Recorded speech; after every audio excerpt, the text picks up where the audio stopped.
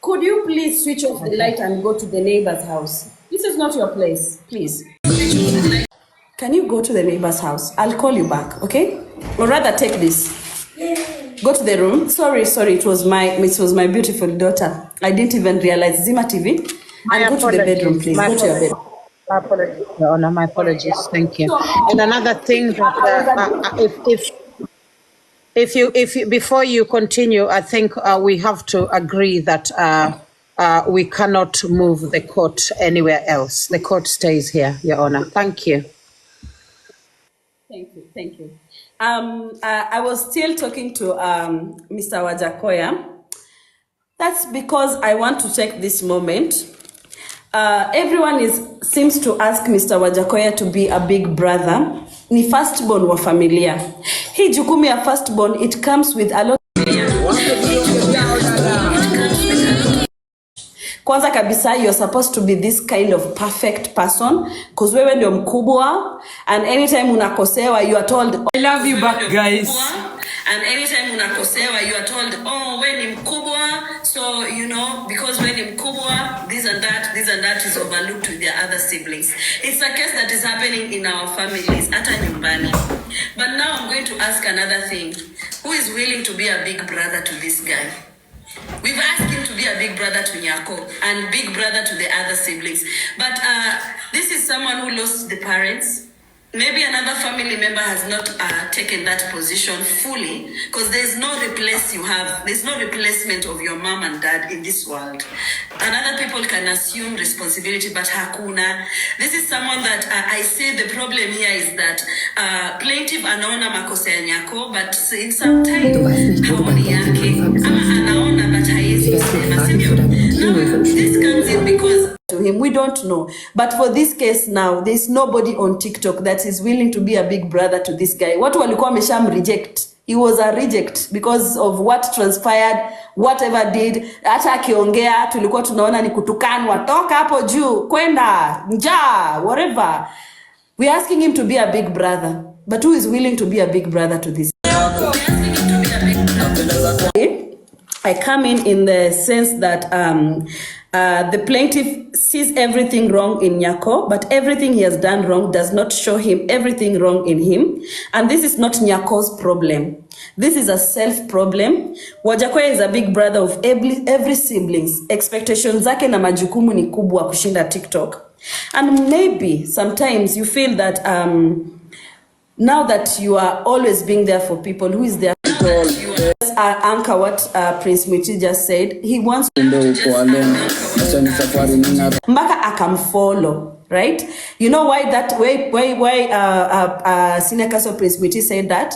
It's because of the show of remorse in you. We never thought. Even me, I never thought, right? So, Mr. Wajahkoya, I believe on your own, without being directed with this court, you would love to apologize to your sister. This is the moment. You would love to also apologize to yourself, not just to your sister. To yourself, unajua wakati pia unakasirika, unatupa maneno, you're also not kind to yourself. You would love to give that apology and to the public. Wenye tuliona mambo ya vinembe, tumesikia, and from there we've understanding your own perspective. That is there an apology that needs to be said? If there is, the mic is yours. Can I have a minute, please? I just joined. I don't. Yeah. Okay, Your Honor. Thank you. Who wants a minute before Mr. Yeah. I wanted to say I don't think everyone has spoken, Your Honor. So there are quite a few people who need to speak still. Yeah. I think Wajahkoya should come at the very end, if that's okay, Your Honor. Thank you. Okay, friends of court, the justice, and everyone, greetings from Nairobi, Kenya. I've been the proceedings from morning, and I have got maybe one or two things to put across. First, I want to appreciate you, Lady Jacqueline, for coming up with this brilliant idea. This is an international idea. And I really want to appreciate you because this is something that is going to help very many people, and very, very, very, very, it will help people at large. That's what I mean. And thank you so much, Madam Thank you so much. You are very kind. You are very patient. If you was not, these proceedings haingekuwa inaendelea sahi. So I respect you also for that one. So let me put my point like this. When it comes to family matters, you always have to follow those people you positively. Me, I have got different gadgets. And nimekuwa nikisikiza hii live ya court direct, alafu kuna live ingine pia nimekuwa nikisikiliza the same proceedings. Sasa hiyo live ingine iko na sister yake Wajahkoya. Wanamwambia usiende. Comment section inasema usiende. And I think that's what Prince Mwiti was saying. Wanamwambia usiende. But in real sense, can you try to listen to your heart? For example, today, Nyako apate shida. Who is going to stand with Nyako? Wale watu wako kwa comment section wanamwambia usiende, don't go. They are not going to be available. The person who is going to be available, in fact, yule mwenye ataumia kabisa karibu, ni huyo Wajahkoya mnaona amechishika kiuruma. So Wajahkoya, I want to appreciate you. I want to tell you, you have taken the correct measure to come in this court because you wanted to create peace among your family members, and also you wanted to create peace with your sister. So Nyako, kuna mali na kuwatch sahi. I'm telling you, I have different gadgets. I can see Nyako smiling. I can see Nyako with beautiful hair. She's dancing. She's doing everything she's doing. But Nyako, don't follow those people who are giving you negative advice za kukuambia usiende. Please, calm. Hello, so strawberry cheese. Don't be superior. Be inferior in this matter. Black Market Records. We never know about tomorrow. We don't know about tomorrow. Thank you so much for the court. Respect it. Asanteni. And your honor to add. Witty, give me a chance. Okay, Sandy. Your Honor, thank you for giving me this opportunity again. My message right now is directed to my client. Wajahkoya, there's a saying that goes, blood is thicker than water. No matter what you read on the comment section, no matter the calls that you're going to get, the messages that you're going to receive, that is nothing.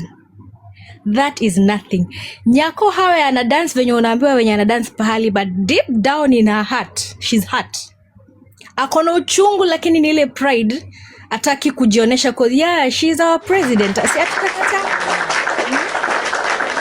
I will tell you this. What you've done today, for me, as I've seen it, big ups. That is just a matter of time. After all, ini Kenya, utaongelelewa leo, usiku another topic comes along. So pull up your socks, be the bigger man, wambie sawa, sis, nimekufanyia mabaya. But at the end of the day, the public is not going to be there for you. Your friends on TikTok will not be there for you. Mimi mwenye unaniita ndugu yako wa kambo, mimi ndo ndakuwa na wewe mpaka penye utaenda huko chini. So if you have that potential in you and you find that peace in you, she will come to you. Labda haitakuwa saa hizi ama iwe kesho ama nini, but she'll come to you. Hata mniambie nikome, sitakoma. I will advise this man and I will tell him the truth. Wanaume wengi hawafanyi hivi, but he stood up and he pulled his socks and his, hata kama haisemi kwa roho saizi anataka kuongea na dadake, I know deep down he needs to. He needs a platform. Ongea 10 hours. Ongea. Thank you. Be Yeah. bold. Thank you. He will stand for himself. And Wajahkoya, from today onwards, mimi usisikize watu. Listen to yourself. Have a meeting with yourself. Don't listen to people who are advising you wrongly. Hawa chochezi hawa ndio watu wanavunja maboma za watu sana. So many homes are broken because of rumors, because of misguide, and this is what is failing a lot of marriages, a lot of families, a lot of sibling rivalries. This has to stop. And if TikTok has to bring power of love, power of unity, power of yani tuwe wa Kenya, we will go far. Wacheni kufanya watu wachukiane, wadharauliane ati kwa sababu huyu amesema hiyo amesema hiyo. You're coming in between a family. What's wrong with you people? Any familia, mind your own business. Go and talk in your house. Those bullshit you're talking. Oh, Mayona, I'm sorry. Imetoka kibati mbaya. I'm trying to tell you people, be remorseful. Be remorseful. Mujipende. Guide a brother out. Remorseful. Mujipende. Guide a brother out.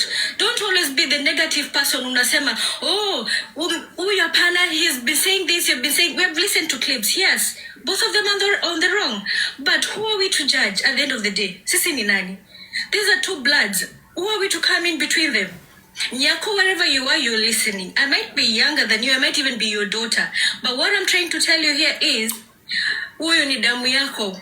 Ufanye lolote bado utamrudia. So be mindful of whatever comes out of your mouth and respect your elder.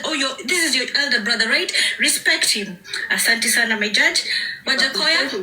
Kudos. Okay, Your Honor, I can never say kitu, guys. Comment section, whoever started this, mwenye alianzisha na mwenye hakuanzisha, leave it behind.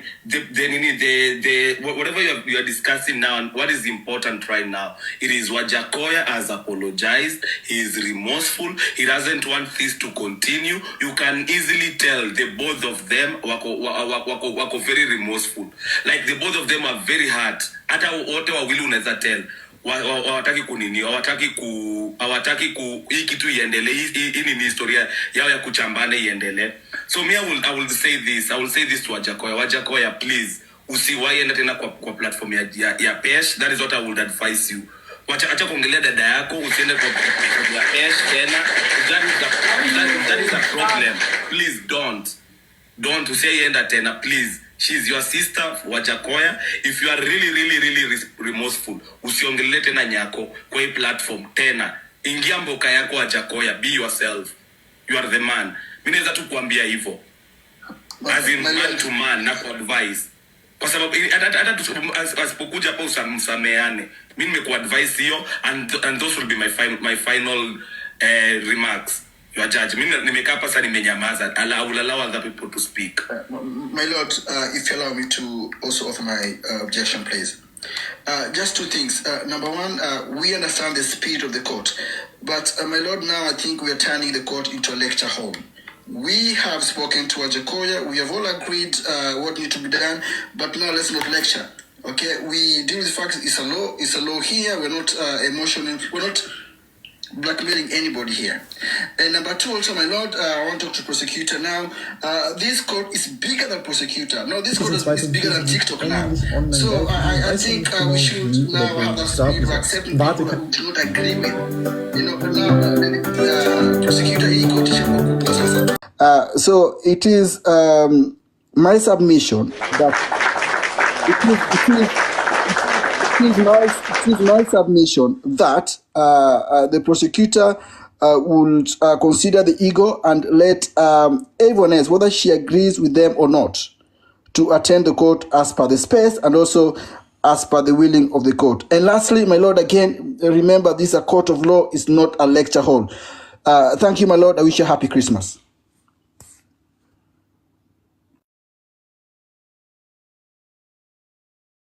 Quick, can my moderators kindly block the person putting parcels in my comment section?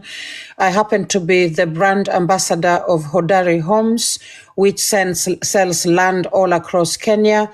There should be no other company bringing any comments on land being sold in Kenya. This is a platform that has been bought by Hodari Homes. Thank you very much, Your Honor. As the moderators are going to adhere to that call from the Office of Madam Prosecutor, Indigori, do you have anything to say? Please take the mic and speak to us. No, I don't have much to say. I'm just following. Thank you. Right, thank you.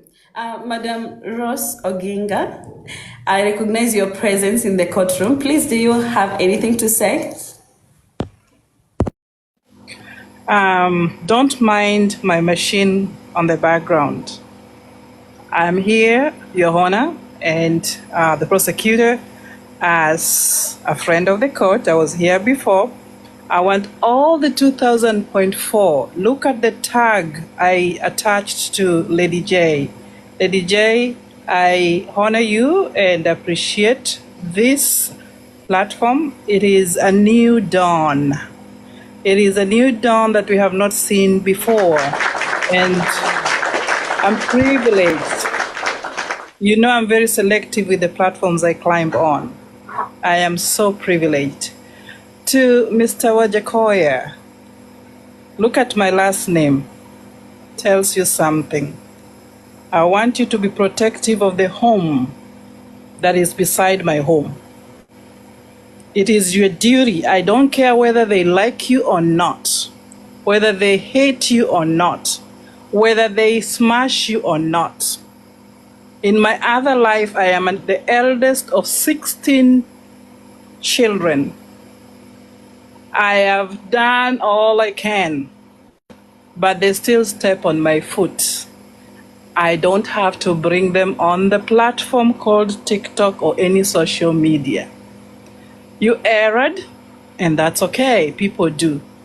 Your sister did the same, but I'm not the one doing the judgment.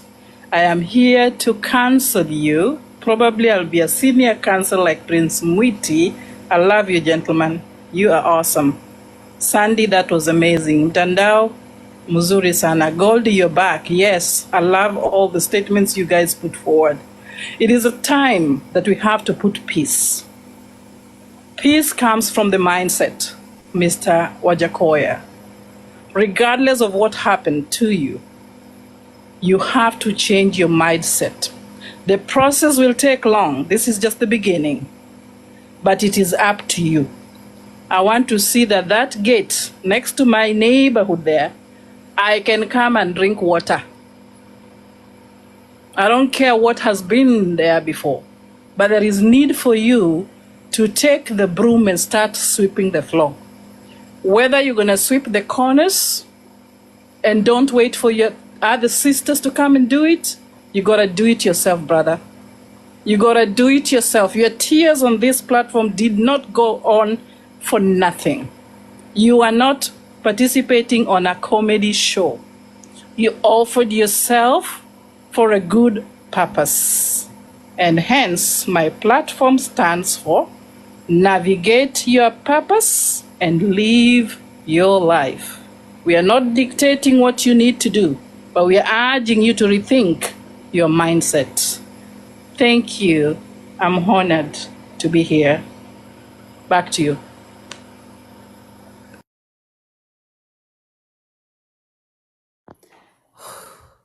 At this rate, sijui kama nitatoa mushroom kwa kichwa ama I'll do what. But I'm really, really happy. I'm just feeling it all over my body like, is it at the Judge Cinderella or the Cinderella that I came from my mother's womb? Regardless, we proceed with this court case, sorry. I'll give the microphone to, just to be fair, I'll give the microphone to the lady joining us. Of course, before she takes the mic, Madam Rose Oginga, I would love to appreciate that. In your own beautiful words, which I think they came from a point of love in your heart towards this man. I believe that he has taken into consideration, and you're not just speaking to him alone. Even I've been touched by it. I appreciate that. I appreciate your contribution. It's something I'll forever live to remember, that I presided on a case of this nature, and here is the things that I came to learn from this platform. That's what we aim at, to inform, to educate, and to also, advocate for TikTok cohesion and peaceful coexistence. And I think we are clear on the stance of this case, this court. Madam Kuldi, I'll allow you to take your moment. At this point now, I'm going to be writing my ruling in whatever nature it comes. But as I'm preparing that, I want everyone, if you have something to say, please just come up. Just come up and say something. We are taking notes, we are learning from this as well. And that even you at the comment section, next time uko na shida na family member, you have all seen how it has played out. We all know that we don't want to be in this situation. And we thank them for being there, because we are learning from them, right? Goldie, take the mic and speak to us. Thank you, my honor. Thank you, Rose Oginga. In fact, I'm so impressed by what you have just said. And I hope Wajahkoya has taken in one or two wise words from you. Now, okay, the session is coming to an end, and I had Council Prince Mwiti give out some advice to Wajahkoya, and among the advice that I had him give Wajahkoya is to leave the company that he has in TikTok, because the company that I normally see Wajahkoya having in TikTok is none other than Pesh. And that one also, I've seen it in the comment section. I don't know what the council has to say, the council for Wajahkoya has to say about this, and what Wajahkoya has to say about it. Is he ready to leave the company that the sister doesn't want for the sake of peace? Or what is his thought about this? Because this is very important. Wajahkoya si mtu wa TikTok. He doesn't have friends in TikTok. The only friend that Wajahkoya tend to have in this platform is Pesh, who happens to be a rival to the sister. So I would like to have Wajahkoya tell the court what he has about this. Will you leave this particular person, Pesh, for the sake of the peace with your sister? Or you think Pesh has nothing to do with the war you have with the sister? Miss Goldie, Miss Goldie, when you're done, may I put in a word, please? Okay. All right. So I don't think it's in our place as as TikTok High Court of Kenya to actually ask Wajahkoya to leave the company that he is keeping. I don't think it is. I don't know if somebody can actually correct me. I'm just wondering whether it is in our place to do that. Second of all, I do not think that we should still be in this business of controlling the movements of people on this platform. We are working towards a cohesive TikTok, a TikTok where people are loving freely and interacting without fear. So we want a situation where Wajahkoya, in my opinion, as Lady J, can interact with anybody on this platform without his movements being monitored and without anybody wanting him to align with this or that other side. I believe that it is rather retrogressive to put upon Wajahkoya the obligation of moving with what you call restraint and restriction. I do not think that is fair. Besides, it does not tell me that we are growing. It tells me that we are going backwards, and we really do not want to go backwards. Thank you, Your Honor. Your Honor, 1 minute, Your Honor. I beg to objection. Like, I beg to disagree with whatever Lady Jacqueline is trying to do right now. We are not trying to control whatever Wajahkoya is doing on this app. He can go wherever he want.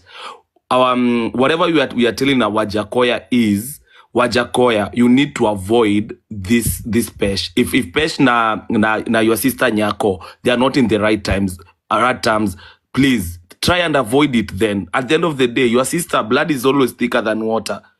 You cannot stick around somewhere where a place where penye pesh and you know whatever she has done to your sister. Unajua zile vitu amefanyia dada yako. So mimi naweza kuambia objection, Your Honor. Avoid. I'm not. Okay. Councillor Miti, let me cut you short. You have no right to give any instruction or directories to my client. I believe he's a grown man and he can make his own decision. We have no right also to choose for him friends to talk to or not to talk to. From whatever he has experienced on this platform, I believe from his own thoughts and his own meeting in himself, he is in the right mind and set to decide of what is wrong and what is right, because he's an adult. So I don't think you're right by you keep on insisting that he should avoid pesh or something like that. And also to Madam Jacqueline, she was actually correct. She was giving an advice, a positive advice. So by you saying it is wrong for him to follow his past path, it is wrong. Let him learn from his mistakes. Let him make the decision by himself, not from you. So kindly. Your Honor. Senior counsel. I was not trying to instruct or direct the Mr. Wajahkoya. I was trying to advise him. I'm trying to advise him, not to sway. If he wants to go even tomorrow, there's no problem. Just a second, Your Honor. Yeah. Just a second, Senior Counsels, Prince Witty and Mr. Mtandao. I'm just going to put a poll up, whether it is right. Is it okay?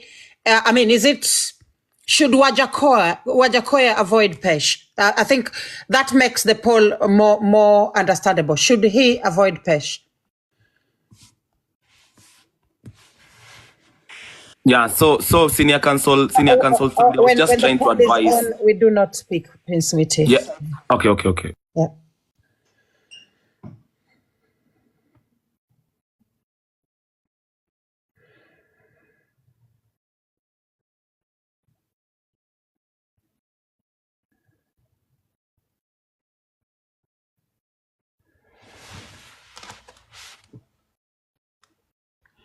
So it seems as though the yes have it. So it's just about, not yet, Goldie mute kindly, thank you. So it seems as though the yes have it, over 500 already. Let's see. And I think this is will be taken on advisement, I think. So Wajahkoya still has the right to do as he pleases.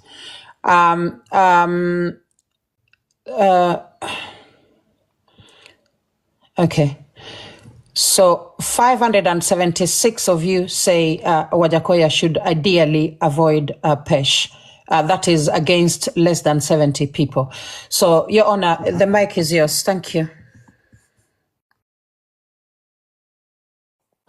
I was writing out some very important ruling in accordance to this case, and also some clarifications that had not been met by this court, which has caused some public concerns and whatever is happening before the calmness of this court right now.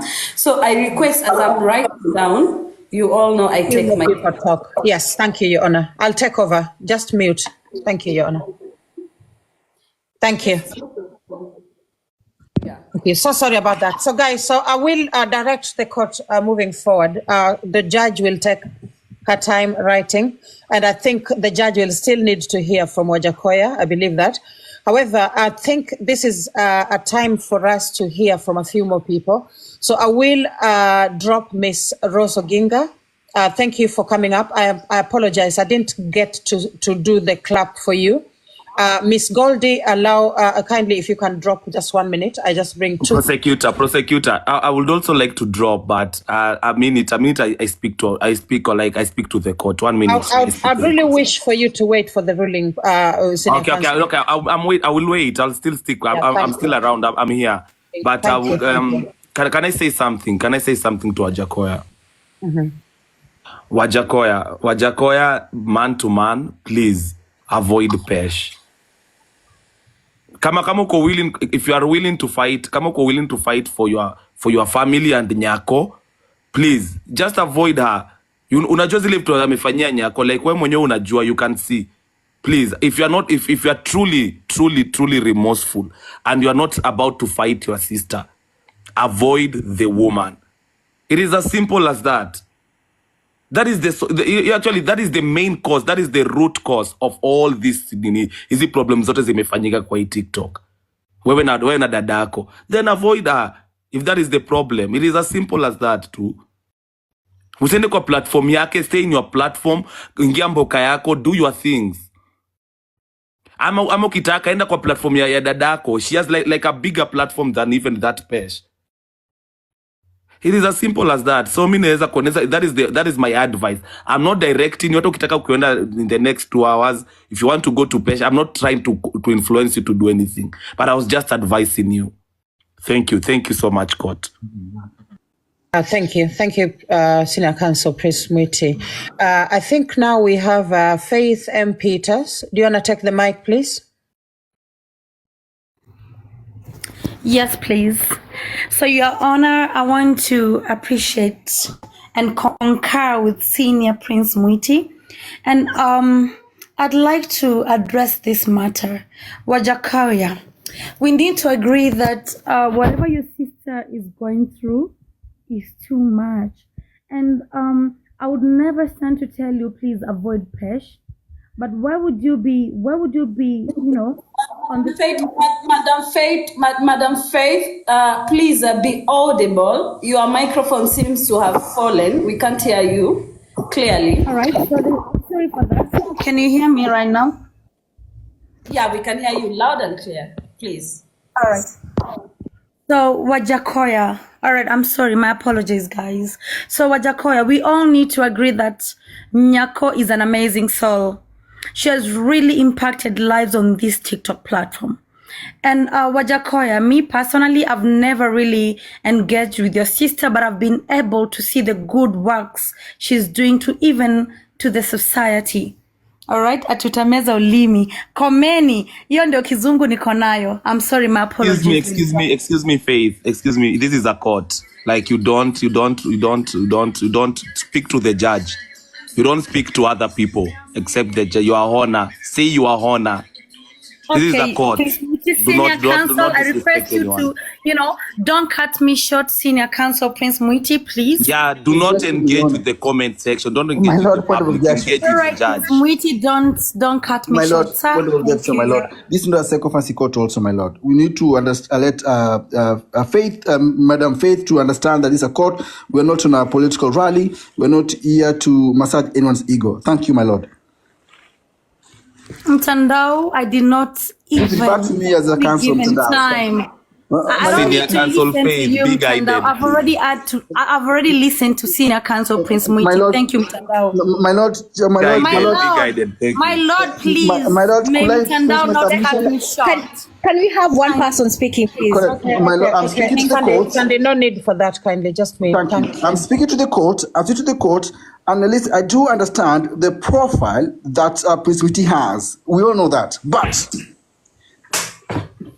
Senior Counsel, I don't know whether you're counsel or not, Madam Faith, please refer to me as a counsel, please. Thank you, my Lord. Not when you cut me short. Your Honor, you will allow me. Miss Faith Peters, this is not personal. Kindly observe protocol when you're in court. Kindly. My Lord, thank you. Your Honor, Prince Mwiti had already told me that, and I heard him loud and clear, Your Honor. Refer to me, my Lord, Madam Faith. I'm not addressing you kindly. Stop cutting me short. Thank you. My Lord, you're not addressing me, Faith. You're not addressing me. You're addressing the court. Let me give a directive on that. Madam Senior Counsel Faith, It is important to note that sometimes in court, your actions or your verbal utterances might trigger a reaction with the counsel. And when you have been liably informed about your mistake, what the proper thing to say in court is, I withdraw and I take it back, and then you now correct yourself and just address your fellow counsel as Senior Counsel Mtandao, Senior Counsel Prince Mwiti, because we cannot have casual conversations, right?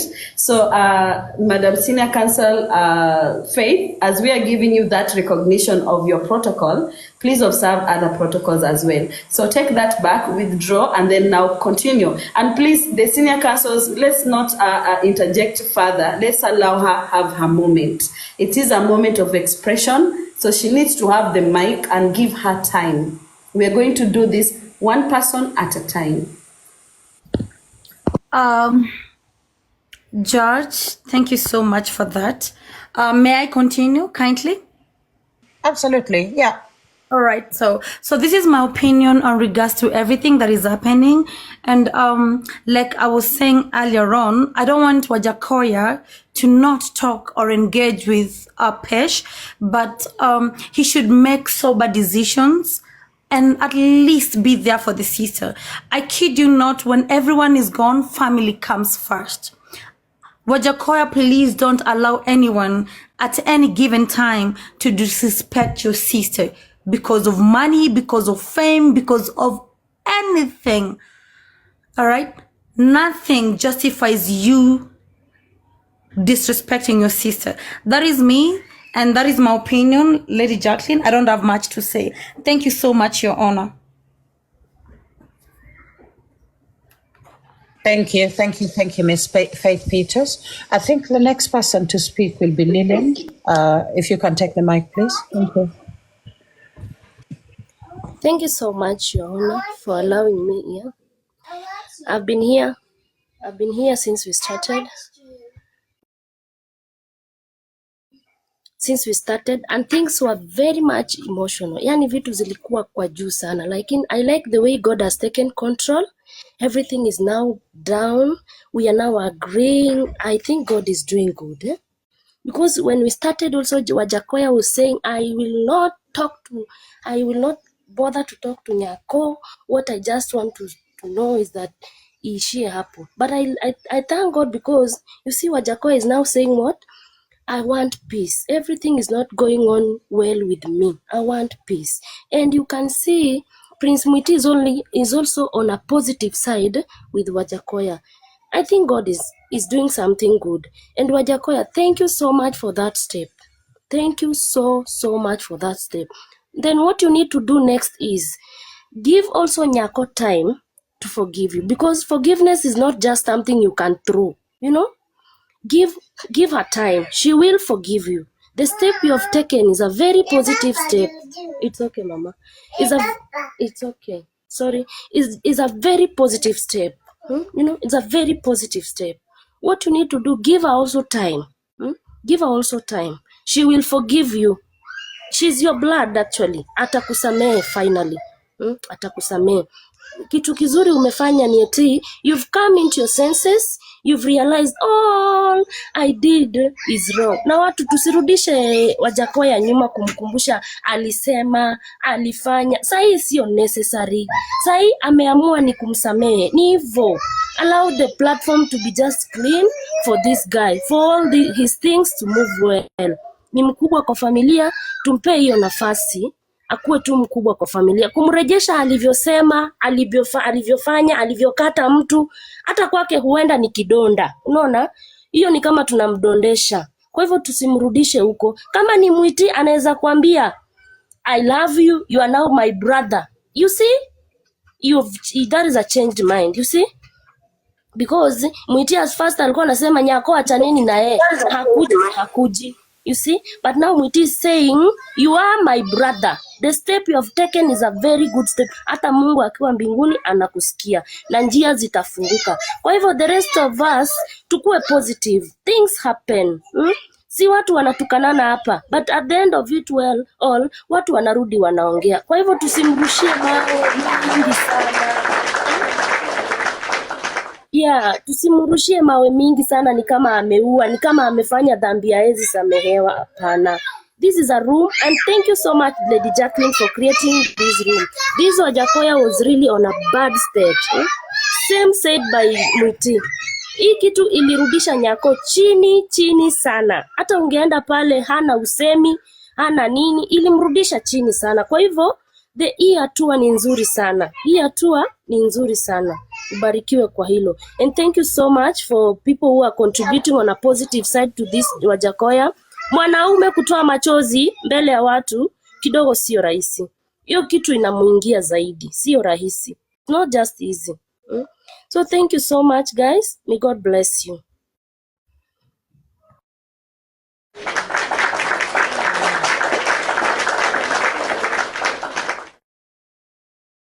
Right. So I've got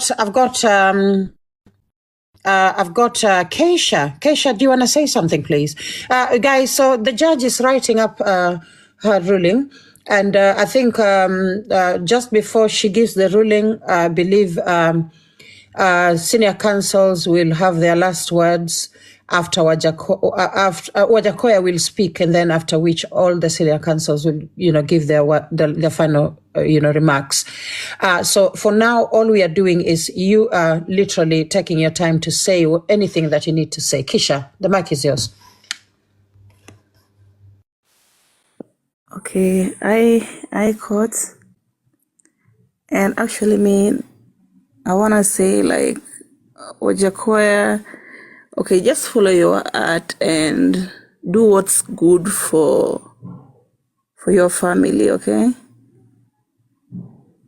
And Lady Jacqueline, niko na kesi, sijui nipeane kesho, juu leo naona bado ni ngumu.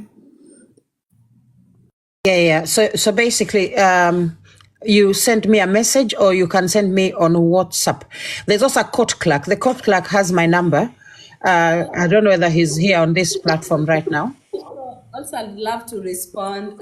Senior Counsel Keisha, tomorrow is a weekend and we are not in session, but we are going to take that request. So we look at it the whole weekend and then we are able to give it a date. We minute it and we give it a date. So thank you for choosing us to air your case. Of course, you could have gone to any other person, but you've seen us competent enough to take that. So I appreciate that.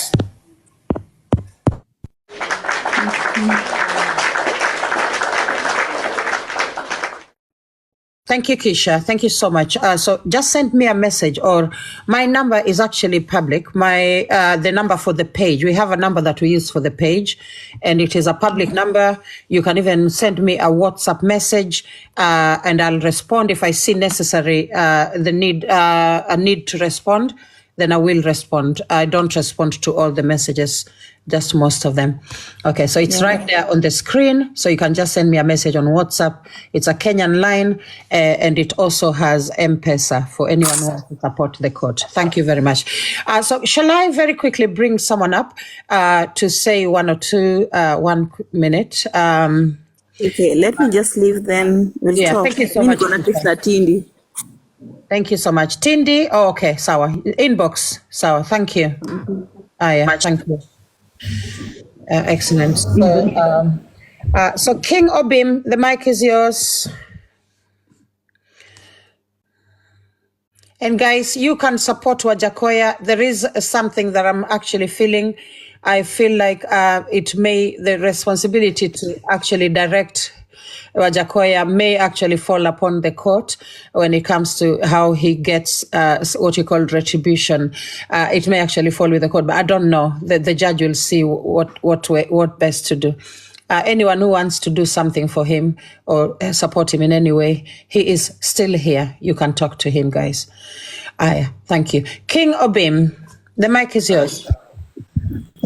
My Lordship and Senior Counsel, I'll say this. My friend and my brother Wajahkoya, I'll say this. The step you took as a man, I'll give kudos to you. Some people will say maybe whatever you're doing is wrong. But for any man to do whatever you have done is the best move. Allow me, my leadership, to do a simple experiment that maybe might have a moral lesson to some of you. I don't know if you have something like a paper with you there. Maybe if you can just put it in your hand. And I just want to show Wajahkoya something and the people. Now, I want you to hold it in one hand. Then maybe if press it. If I say something, you keep on pressing, okay?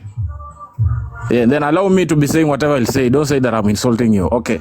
If I say something, you press it, okay? Your Honor, your wig is looking funny. Press it. You are looking somehow blah blah. Your Honor, you are very useless. Your Honor, you are looking this, okay? I want you to fold it until it disappears in your hand, okay? Your nails are looking good. Your Honor, you are very useless. You get that? Then I want you to press it until it goes. Press it again. Press. Press. Then I come later and say, now I want you to unfold it. Unfold it. Now that is Wajahkoya saying, I am sorry. Then will that paper go back to where it was? Even if I say it's okay. Will it go back to where it was? It cannot go back to where it was. So the moral lesson here is, no matter what Wajahkoya will do, yes, she will forgive her, but you will not go back to normal or to the same thing that you guys used to do. You have done whatever you have done. You have proved your point, bro. It's okay. But don't expect that you'll do the same things you used to do with her. She has learned her lesson. You have learned your lesson. You won't go back to where you are. You people are going to move on. It's okay. But hamtarudi vile mlivyokuwa. So don't expect anything good or anything normal to where it was. You have done your part. She's gonna do her part. Remember your brothers. If something happens to her, she will still come back to you people. I want to talk to comment section. The people call themselves Team Gugu and the others. She is our president. She is whatever she says she is to us. But you know, sometimes she also does mistake. We are human beings, right? Tusianze kuleta zile mashida tulikuwa nazo. Some of us, you have been hurt. Some things you have been done to. So you haven't healed. Usilete frustrations zako hapa. Just accept that something that happened to you will happen here kwako. Usilete Wajahkoya, usilete Nyako, usilete Prince Mwiti. Unakaa ni kama you want to heal on people who did not hurt you, bro. Okay? Stop bleeding on people who did not hurt you. Hatukukua huko. Just deal your own issues. This is somebody's family and it's going in a mess and people have decided to do whatever they are doing. So please, do your part. Usikuwe una insult. I know hata wewe una mashida zako and hizo shida zako usilete watu wengine hapa. Wajahkoya, wewe ni mtu mzima na una familia. Remember whatever you did was wrong. You have accepted your problem, but don't expect that you will actually be the same with her again. Okay? And remember, sometimes women are actually very funny. I've seen your beautiful sister dancing somewhere. That's a kind request or a kind response that she's actually following whatever is happening. It means that she's responding. It means that she's seeing there is light at the end of it. You guys insulted each other. You guys mulituonyesha the funny things, but you will still go back. Okay? Remember, she also said her own. You said your whole. So, peace is something that nobody will give you. You look for it. That is why when a woman is pressed in her own home, she will actually walk back home because she wants peace. Nobody will gonna give you peace, bro. Thank you so much, your lordship, and thank you so much, everybody. Thank you so much. God bless you. Merry Christmas in advance. Thank you, Mr. Obim. Thank you so much. That was incredible. We really do appreciate it. King Obim, thank you. I think we'll bring one and other person up. I don't think Obange. I think he's ready to talk now. But thank you, guys. Yes, it's Kita. I'll bring you up in a minute.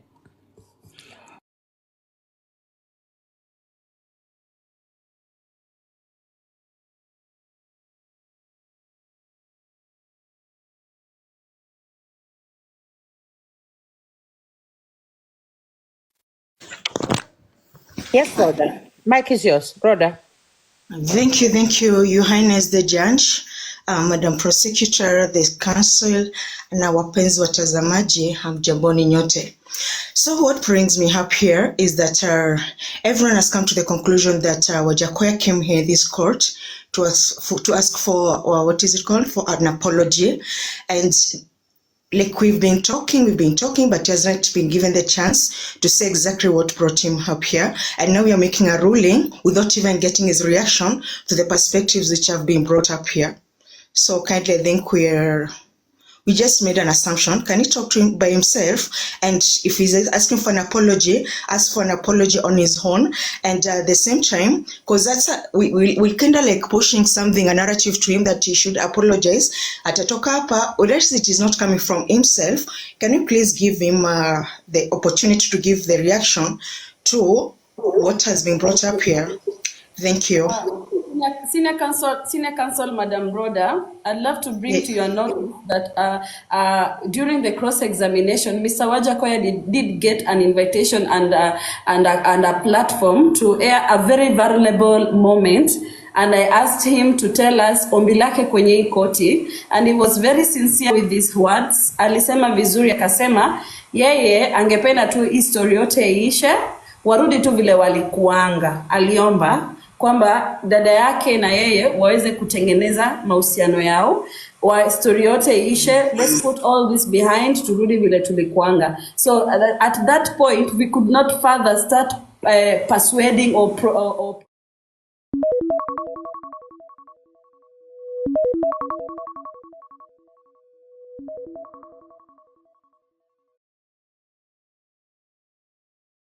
in this court had already even succumbed to his own emotions, and he was, into his own emotions, and he was, toka kwa mambo ya koti, ama nani, who is wrong, who is right. We now came to where we have reached. So yes, and according to your ombi, now I just wanted people to finish talking so that Wajahkoya, since this is a case he brought before us, na tumeisikiza.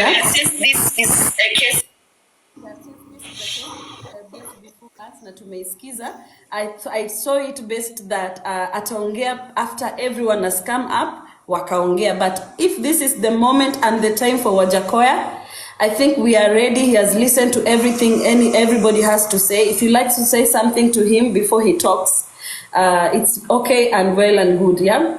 So I just wanted to inform you that we had already passed that stage.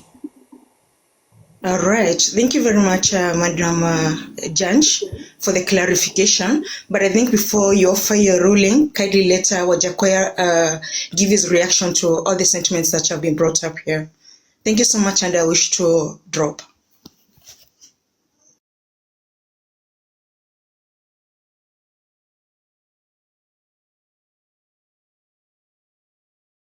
Thank you, Miss Rhoda. I will bring one more person up to speak. I think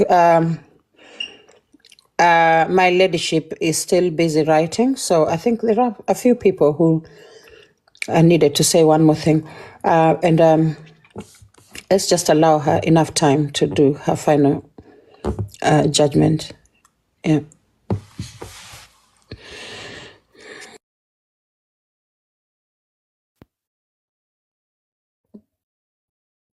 Yolanda, mic is yours. Yolanda. Oh, she dropped. All right. Okay. So,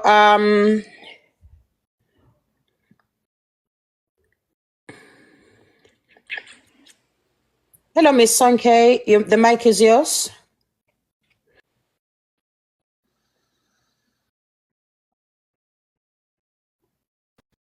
Miss Soinke Kores, the mic is yours, please.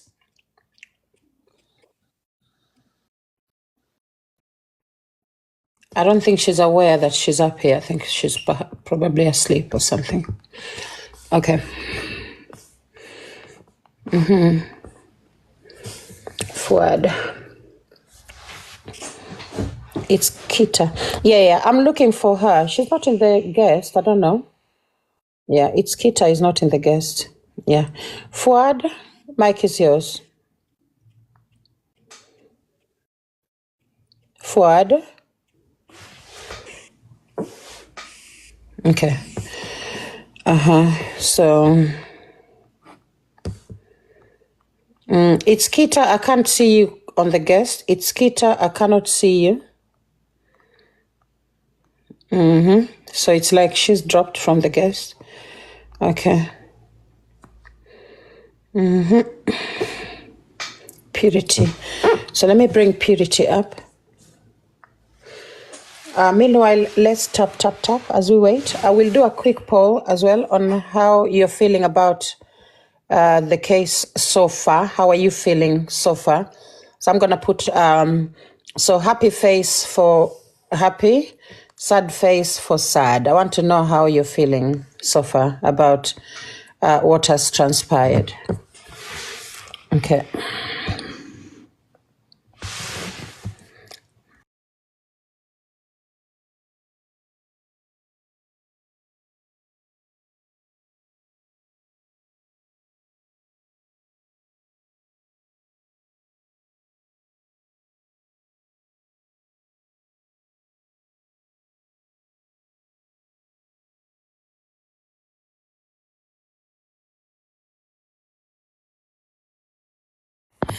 Please avoid to waste the time of this court. We are supposed to end our session at 1.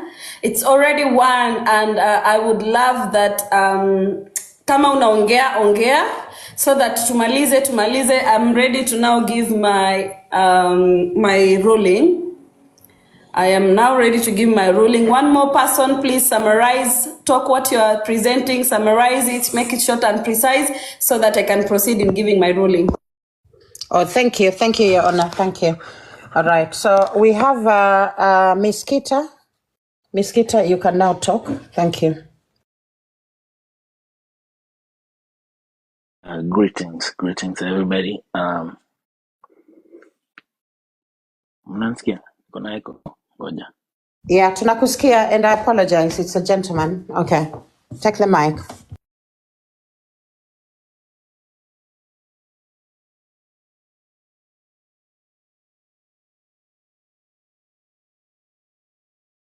I'm a drop tenor. Okay.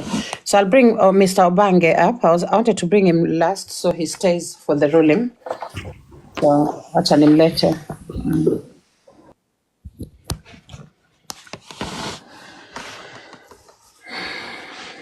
Okay. Wajahkoya host tumechoka. Okay. Yeah, Wajahkoya will talk in a minute, guys. Wajahkoya will talk. I think the judge is just about ready. Your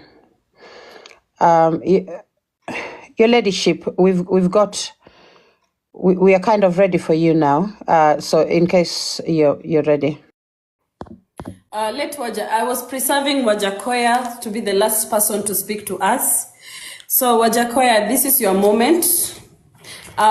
If either you would love me to give my ruling before you speak, or you would love to speak, either of the two is okay. So please, kindly advise. Are you going to speak now? I think after the ruling, the court will be on recess. So before the ruling, I'd rather speak before the ruling. Please take the mic. Thank you. Your Honor, kidogo, I'm so very much privileged kuwa hapa hivi na nyinyi ili tuweze kutatua hii shida yangu na one of my family members. Kidogo, this is the right forum for such like things. Hizi feuds zikitokea malika hapa ndio tunaweza kimbilia wale wanyonge kama sisi. So nilikimbia hapa hivi, by good luck mkanipea nafasi na mkanisikiza. I salute you for that. Okay, the other thing I want to talk about, Mwiti, nafurahi sana kusema unataka kuwa ndugu yangu. Na nimekuwelcome with both my hands. So ile kitu iko ni tukue yani mabro yani wa kidogo, tunaweza songesha maisha yetu mbele. Na kitu moja tena umekuja ukasema hapa hivi, unasema ni avoid pesh. So pesh, to be honest with you, I cannot avoid pesh. Pesh, she's the one who has been there for me all along. So msini limit, yeah, cause kuna freedom of expression, kuna freedom of assembly, kuna freedom of gathering.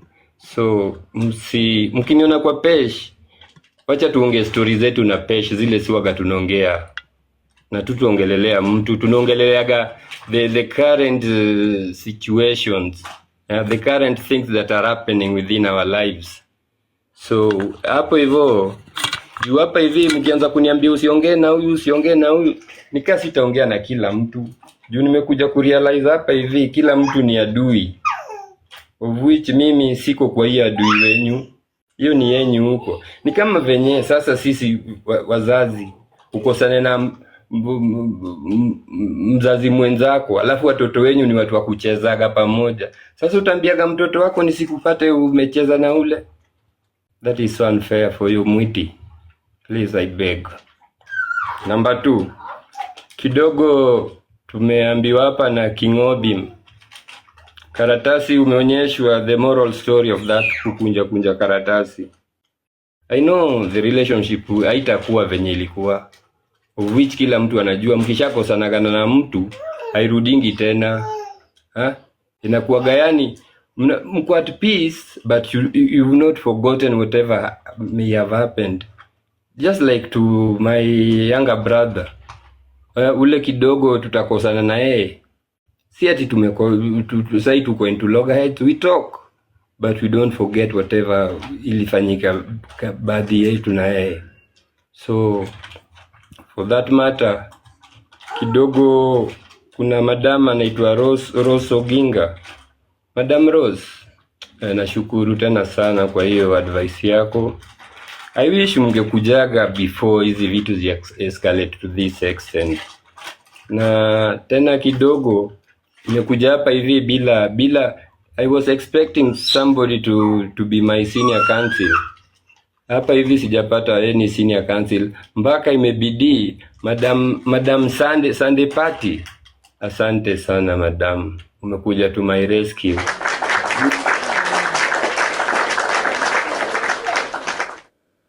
I have really enjoyed your advice, and tutamit tu along the way venye tu Mungu atapanga. Asante sana kwa kusimama na mimi mara. Thank you for that. Na hii relationship yangu na dadangu isharibika, ishadhofika. There is nothing much we can do, but whatever we are trying to do here is kila mtu acheze kwa mlango yake, kila mtu afanye shughuli yake, lakini heshima tungeidumu. Haifai kuwa kidogo, ukifungua platform yako it is me. Mimi nikifungua platform yangu it is you. Hatuwezi ishi hivyo.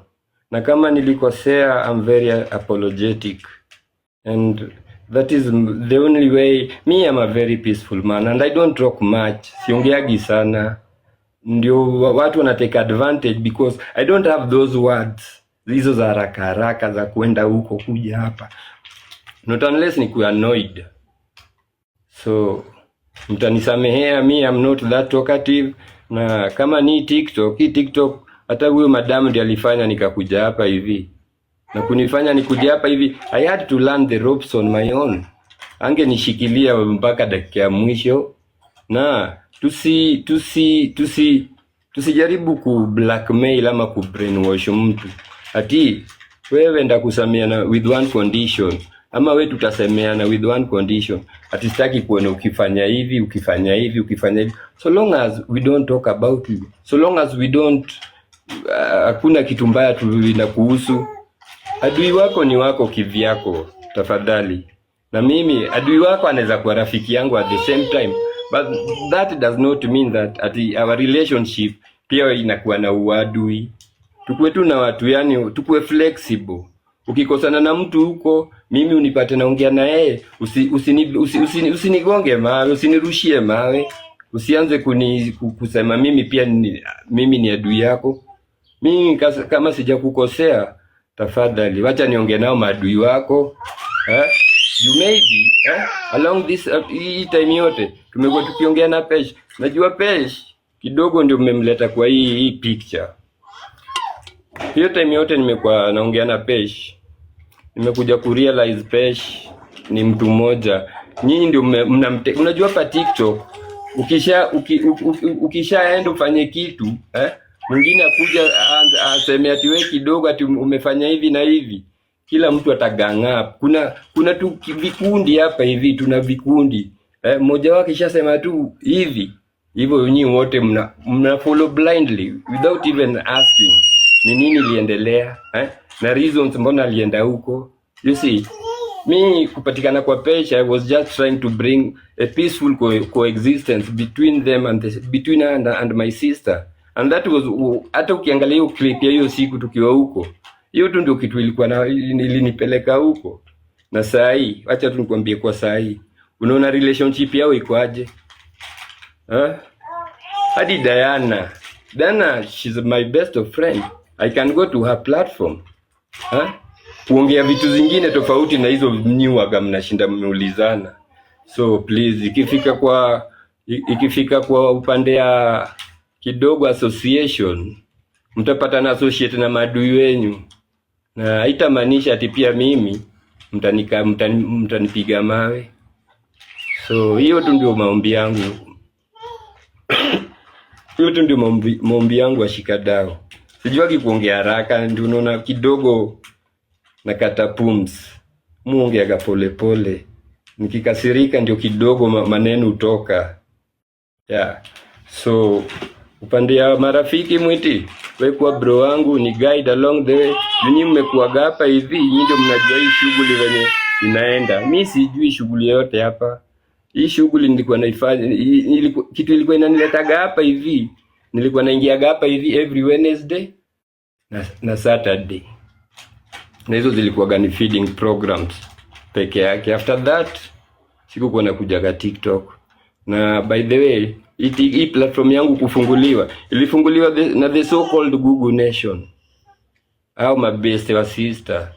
Na nimekuja kurealize ama beste pia kidogo hakuna mtu ana advice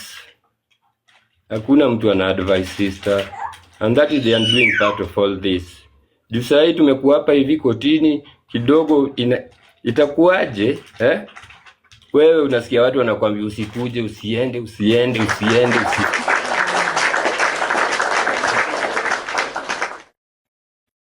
So mi kidogo naweza give my vote of thanks to all of you who have been here. Na kidogo koti, hebu endeleeni kutatua hizi story mingi tuko nazo hapa TikTok. Juu unaona hata sasa kuna kesi mmeletewa hapo without notice. So I think if you can do this thing the right way, you're gonna make TikTok a better and better place kwa wanyonge kama sisi. So asante.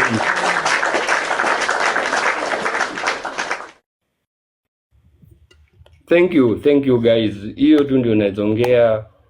Zingine sasa wacha tukutaneni mtandaoni kwingine. Na sorry. Can you allow me to ask question please, if possible please? Wajahkoya, niko na swali moja kwako tafadhali. Umesema mambo ya forgiveness. Umeforgive Nyako ama hujamforgive?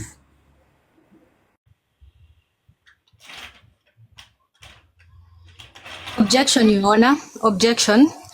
I believe it's on the best mind interest of Wajahkoya to connect with the sister at their own given time to make that. Don't force it out of him, please.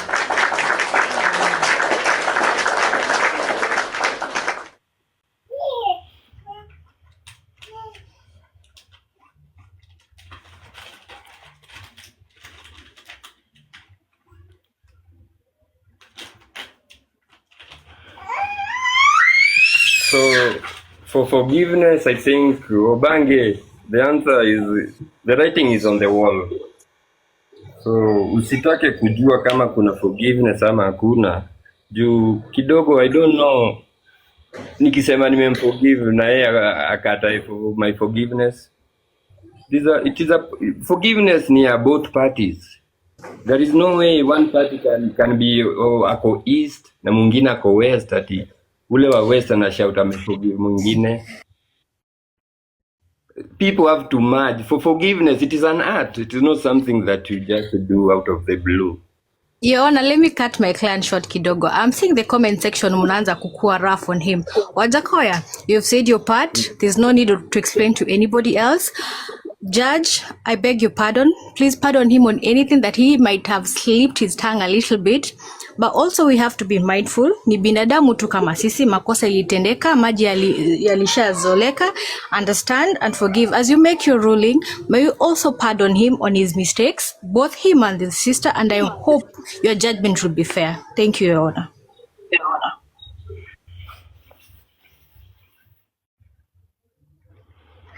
Okay, Your Honor, I rest my case. Hapo tu, the judge, the mic is yours now. Thank you. Thank you so much, Wajahkoya. Thank you for coming to this court. And thank you for believing in the court, believing that we had the capacity to help you, get some resolution. That is such an honor to this court that you actually sought us out. You looked for us and you said, I want to come to court. That is such a great honor to us. We could not say no to you at all. You have a right to air your grievances, just like everyone else on this platform. You are Kenyan and you are one of us. You are part and parcel of us. So thank you so much for coming here. We really do appreciate you. I do know that at the beginning of this, of this session, there were some difficulties. I was quite concerned at the beginning, but that has been sorted out so well because people have given time, and that has worked quite well. So sometimes, guys, you just need to be a little patient and see how the case goes on. It's really important that you do so. So thank you all for being so patient. Let me now open my mic and say one thing, because I don't actually feel that it's okay, the way in which some of you are still, basing your arguments. Sorry, guys, sorry. Yeah, so I can see some of you saying, oh, njaa. What njaa? Njaa gani? Na hata kama ni njaa, niwaulize, huyu jamaa ni mtu mwenye ako na familia. Mtaweza amaliza hiyo njaa yake na watoto wake na mabibi zake? Mtamanage kweli jamani? Let's just be honest. Will you guys be able to fix his njaa? Hata kama ni mboka, will you be able to actually give him enough to feed all his children? This is a grown man. Wajahkoya, I don't think you're in your mid-40s. I believe you're in your late 40s. Yeah, ulisema mid-40s mapema. I think you're in your late 40s. Wewe tu ni mkongwe kama mimi hapa, Lady J. Mimi nimezaliwa 76, a million years ago. Wewe ni mkongwe tu kama mimi. Unaona? So this is a grown man. He has a family. And he has children. Because Nyako is your little sister. So wewe ni mkongwe tu kama sisi. So I'm just thinking, guys, for some of you saying njaa, please, kweni tu wazuri, guys. Kweni tu wazuri. Let him come and express himself. Yeah. Let him come and express himself. So I think if someone else wants to say something, I've got nothing to say. I'm just literally interacting with the comment section. Let me do a quick poll to see how you feel about the proceedings so far. So the smiley face for good, sad face for bad. How has it gone for you today? The procession, the entire, how many hours? Is it 4 or 5 hours? Objection, Your Honor. How do you feel as a person? The entire 5 hours. How do you feel? How was it for you? Oh, in a minute, Mwiti. The poll is on, so you can't talk. Sorry, you have to mute. Yeah. So neck to neck. Neck to neck. Right. Okay. All right. And you also must be ready to tell me what it has been that has made it a bad experience for you. It's really important that you tell me that. Okay. So the nay have it. Yeah. The nay have it. Okay. Nay have it. Okay. So the no have it. 297 to 210. That's quite close. That's quite close. So let me tell you. Okay, so it was biased. Oh, let me just put that quick. Oh, I've seen a comment that it was biased. I didn't even think it would be biased. I thought we were quite fair. Okay. Was the court biased? One last one. Sorry, Prince Miti. Sorry. Was the court biased? Was it biased?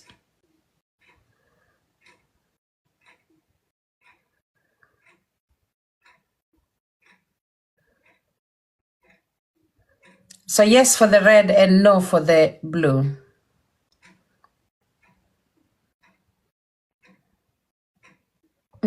So interesting. Yeah, I've just seen one comment and I thought, I don't think it was biased. And thank you.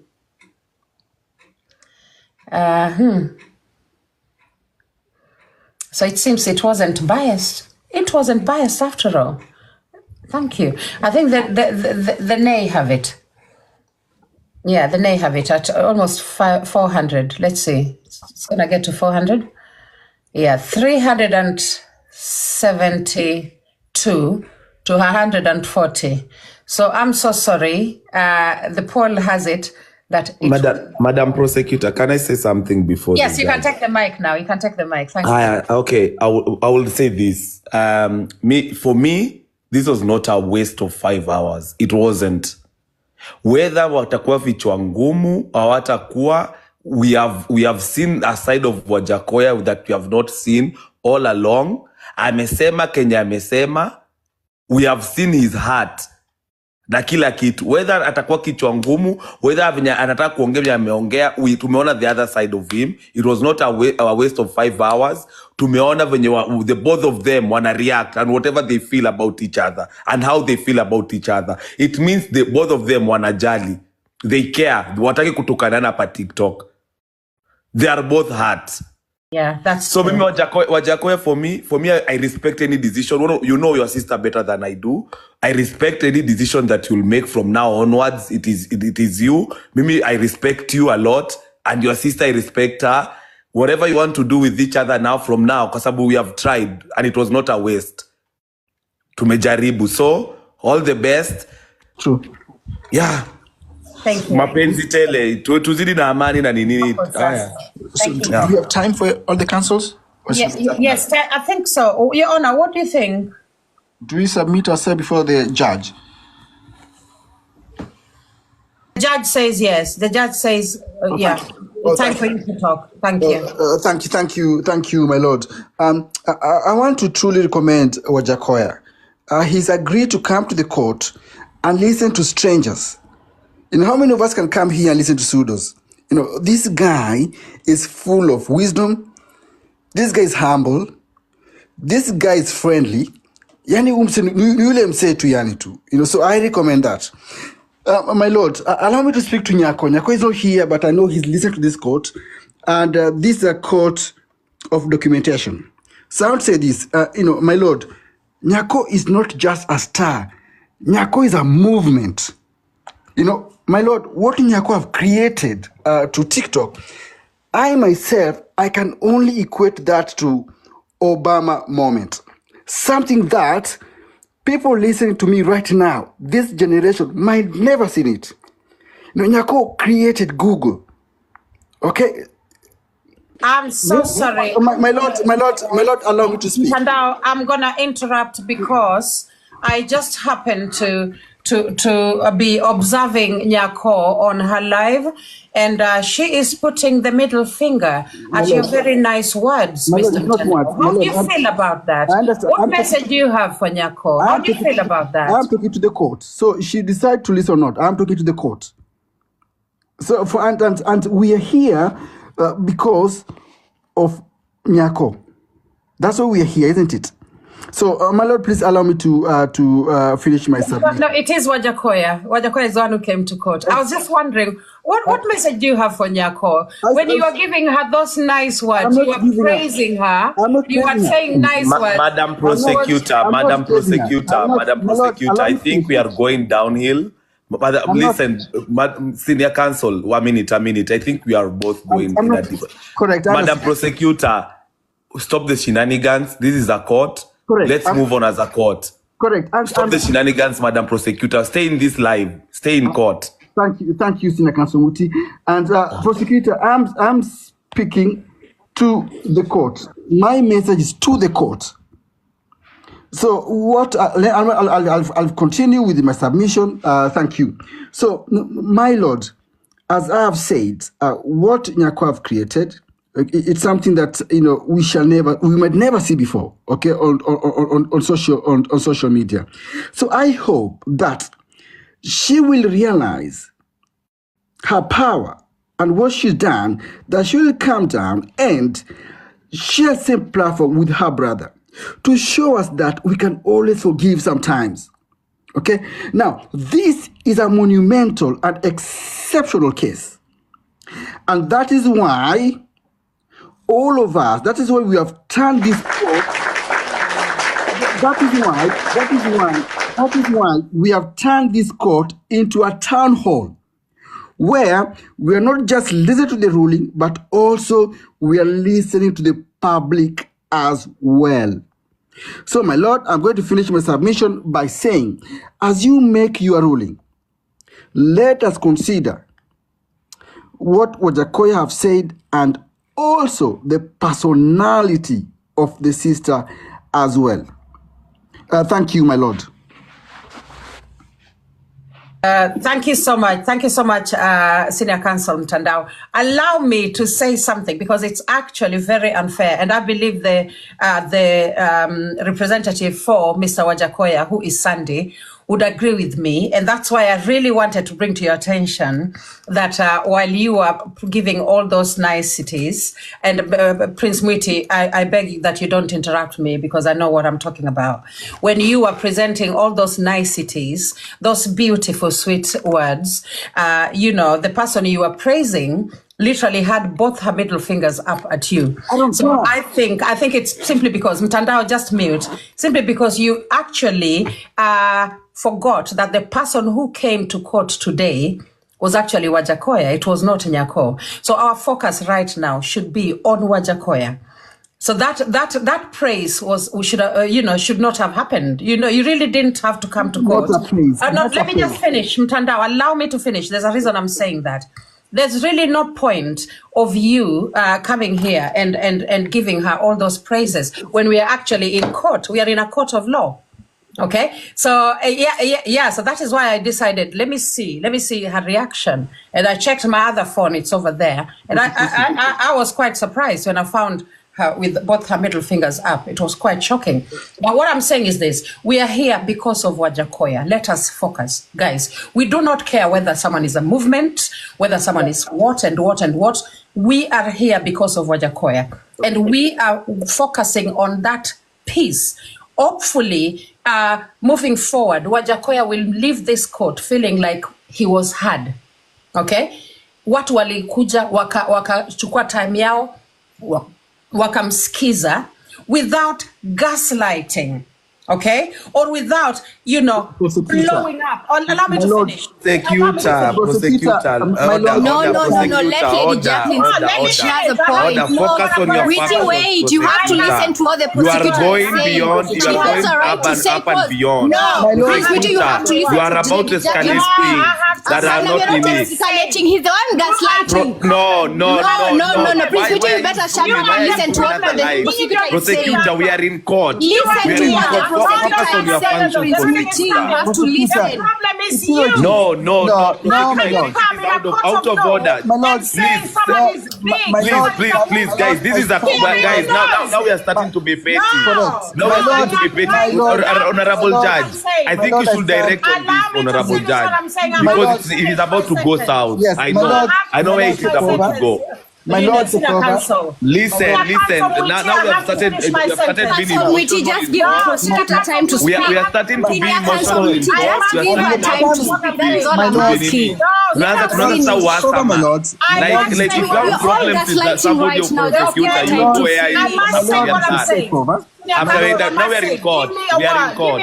My Lord. No, if you have problems with anybody, you will address them after we have left. My Lord, the prosecutor. My Lord. No, prosecutor. No. Prince, would you please can you give the prosecutor time to speak kindly? Why are we all gaslighting at the end of the court? Why are we gaslighting right now? Is it fair? Is it fair to Wajahkoya? You guys are being wrong right now. No. I think Sandy. Why are you coming to press Madam Prosecutor, they have their own issue. Why are you giving praise to someone who's not in the court? Madam Sandy, Madam LJ and Madam Please, stop zooming at the different lives. They're in court. My Lord. My Lord. No, it is not simple. It is not simple. If she is raising the middle finger, it is none of our business. She's not in court. She is not in court. If she is raising the middle finger, Lady Jacqueline, she is not in court. She's in a different life. If you want to go listen to her, go to her platform. We are here on behalf of No, nobody is trying to listen. Okay, it is you concentrating on Sandy. It is you people who are listening to her. It is for you to I'm not listening to anyone. It is Mtandao guys trying to gaslight. Understand that he's trying to gaslight. Why is he trying to gaslight? It's unfair. Why are we listening to someone? Madam Judge, I think you should direct on these guys. You started bringing emotions in the court. No emotions in the court, guys. Whatever you have problems with anybody. Why are you turning the mics of senior councils off? Moderators, I will remove all of you. My Lord, do not. Moderators, that is not your job. My Lord, please do not turn down the microphone. Why are you turning off our mics? Why is Mtandao coming to gaslight when we are trying to make them No. Talking about someone who's not Directions from the judge. Directions from the judge. When the judge is speaking, we keep quiet. I'm sorry, when the judge is speaking, we keep quiet, Madam Prosecutor. Why can't you let the prosecutor Sandy, the judge is speaking. The judge is speaking, guys. Now, I'm sorry, I'm sorry, the judge is giving directions. Thank you, my Lord. Guys, you are now getting out of order, guys. My Lord, come on. My Lord, thank you. My Lord, thank you. No, the judge is speaking. Mute your mic. Mute your mic, Mtandao. Order in this court. Yani mimi, mumeniona kama matako zenyu. Is that what you people are trying to tell me? That I'm sitting in their consoles. Wameona ni kama this is a marketplace. Munaniona aje? Mumenibeba aje? Let me tell you something. The truth of the matter is whether we want to praise the president, Le President of TikTok, for her commendable work on TikTok. It does not undermine any other person from existing in this TikTok. We have different content. Whatever she does, I clap for her. She leads, I follow.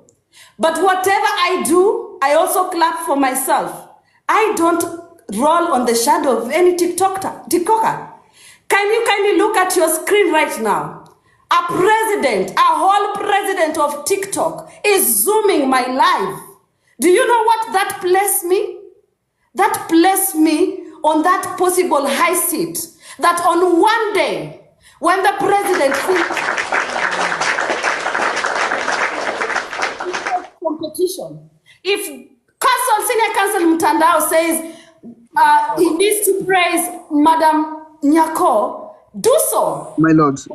Do so and give credit. My honor, objection, my honor. The next My honor. OG, I think now we are starting to go out of Nini when we are getting out of court and going to other people's lives. Now we are getting out of order. I agree with you. You're the next OG, my ladyship. Okay, my ladyship. Okay, that is not a problem. That is not the problem.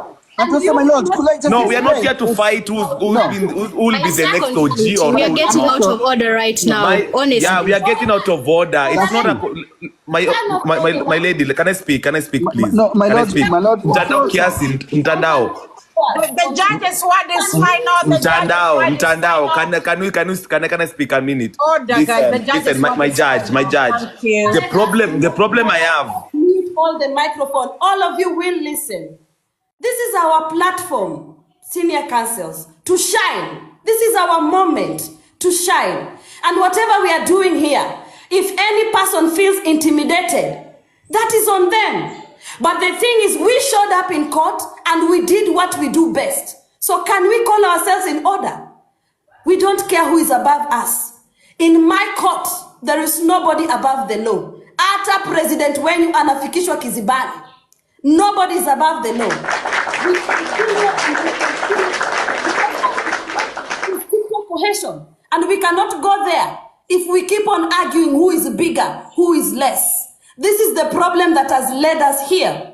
Sasa sijaongea, mshanichukulia kama matako zenyu. You can come to my court and argue and argue and argue, undermining the presence of a sitting judge. It is so disrespectful. Madam Office of the Prosecution, tumekupiga faini. Madam Senior Counsel Prince Mwiti, umepigwa fine. Senior Counsel Mtandao pia umepigwa fine. Ya shilingi 5,000 itatumwa to the court clerk. And please take this serious, because that was lack of unprofessional. That was unprofessionalism. I take back, my lord. My lord, thank you for allowing you to speak to. Now we proceed one at a time. Thank you, my lord. Thank you, my lord. To have their moment. Thank you, my lord. Thank you, my lord. Thank you, my lord. First, my lord, I will ask the court to request Senior Counsel Sandy Party to take back the word gaslighting. Let me explain why. Guys, the meaning of gaslighting as per dictionary, and I read, to gaslighting, manipulate someone using psychological methods into questioning their own sanity or powers of reasoning. Exactly what you are doing to Mr. Wajahkoya. That is exactly what you have done. Can I speak? My lord, can I speak? When you came here, my lord, can I speak, my lord? Your Honor, kindly. My lord, I was speaking, my lord. I was speaking, my lord. Your Honor, kindly. My lord, my lord. You are gaslighting, and I'm not taking back my words. You are gaslighting. Can I speak? You are gaslighting. Sorry, Your Honor, I'll my time. My lord, I think it is becoming a fight between Nyako, Lady Jacqueline. Me guys, I need to leave. I need to leave the court. Listen, it is becoming a fight between Lady Jacqueline and Nyako, and I have Your to Honor, leave may the I court. speak? Your Honor, allow me to leave, please. Your Honor, may I speak, please? Your Honor, let him drop. It's okay, he can drop. No, Your it Honor, is may I becoming a speak? fight between Lady Jacqueline and Nyako. Please, I'm not here fighting over anybody. Your Honor, kindly give me a chance to speak. No, Madam Pardon me, Sandy, Your Madam Honor. Sandy, this is becoming a fight. Create problems when there aren't. Stop creating problems where there aren't. Please, Madam Judge, can we have the ruling, please? Thank you very much. I was just it is now becoming the fight that has been on, like between Lady Jacqueline and Nyako. Nyako and I stopped fighting. Yeah, for me it is now becoming Can you stop that muting me? Your Honor, can I it is speak, no longer please? about being in court. I'm trying to clarify something. Can I speak, please, Your Honor? You Please, can give me time to speak. You can all speak, but for heaven's sake, I have 2 ears. I can listen to one person at a time. Okay, Your Honor, kindly, I beg your pardon. Mtandao, let me defend myself. Let me explain why I'm not taking back my word. Mtandao, please. Sandy, I did not finish. No, Sandy, I did not finish my statement. Mtandao has the mic. Okay. Thank you. Mtandao, you have 2 minutes. Thank Please, you, madam. everybody mute. I know he can say something that triggers your emotions, but please mute. The judge does not have 2 ears. Thank you, my lord. I have 2 2 years. I'm sorry. My Lord, thank you. My Lord, thank you. My Lord, thank you. Thank you, my Lord. Thank you. I will take less than 2 minutes, actually. So let me I repeat. The meaning of gaslighting, as per dictionary, is to manipulate someone using psychological methods into questioning their own sanity or powers of reasoning. My Lord, I'm a very, very small person. There's no way I can manipulate you into your ruling, my Lord. So using what I was saying, that is gaslighting, my Lord, is very, very disrespectful. And lastly, my Lord, when I started my submission, my Lord, and the good thing is this is a court of recording, so the things are there. I started, and these were my words, by saying, I truly recommend Wajahkoya. He's agreed to come to the court and listen to us strangers. You know, how many can listen to pseudos? I said, this guy, Wajahkoya, is full of wisdom. This guy is humble. This guy is friendly. So focus has to remain on him. Mtandao, focus has to remain on him. What I said, my Lord. 2 minutes are over. 2 minutes are over. So, my Lord, as I finish, when they say that I'm praising somebody, okay, who is not here, that was so wrong. I was putting things into context. Thank you, my Lord. Anna, may I speak, please? My Lord, can I speak? Prince Witty, please give me time. A minute, I'm trying to... Sandy, before I think I've also been accused of something by Prince Muti. Muti, you need to take that back in your speech. Thank you. Okay. I will withdraw after my sentiments. Madam Prosecutor, I think you have problems with Nyako, that you are trying to trickle into the court. This was a very nice platform before, but sasa umeanza zile drama zako, Lady Jacqueline. This was very nice content. Please let us focus. Kama ni kwa koti, let us stick with the court. Your personal problems with people when you ameletwa hapa, do not ocha kuchangia. You have to be impartial. This is a court. Madam Judge, you have to be very, very impartial. Do not take sides. If you want this content to iendelee na ile mwendo ilikuanga inaendelea nayo, it was a very, very good one. Na unajua tumefanya kesi karibu kadhaa since Monday, na imekuwa bila drama, bila kitu yote. Lady Jacqueline, do not take sides. Let us continue like the court it is. Acha kuangalia venye Nyako anafanya. Hata kitaka kuinua miguu juu, acha inue. Mbona unaenda kwa live yake kuangalia nini? Yeah, let us continue with the court. Sisi tunaendelea na court, tuko na watu wenye tunaona to watch. People are enjoying the court. What are you doing kwa live ya Nyako? If kama watu wanabambika na lenye Nyako kiinua vidole, so ende kwa kainua vidole. Nobody are interested na ye. Na the fact that he is listening to the court inamaanisha everybody, a lot of people wanatuona. The fact that she's even listening. Yeah, so Lady Jacqueline, focus. Can I get the mic? Please, can I speak? Your Honor, Miss Sandy, I have to talk. I'm sorry, but I have to speak, if that's okay. Because I've just been addressed directly. I have to talk. Okay, so I've received, guys, do not message me thinking, oh, Lady J, unaribu koti. Now, this is what I'm saying. And I'm going to say this because this is my opinion.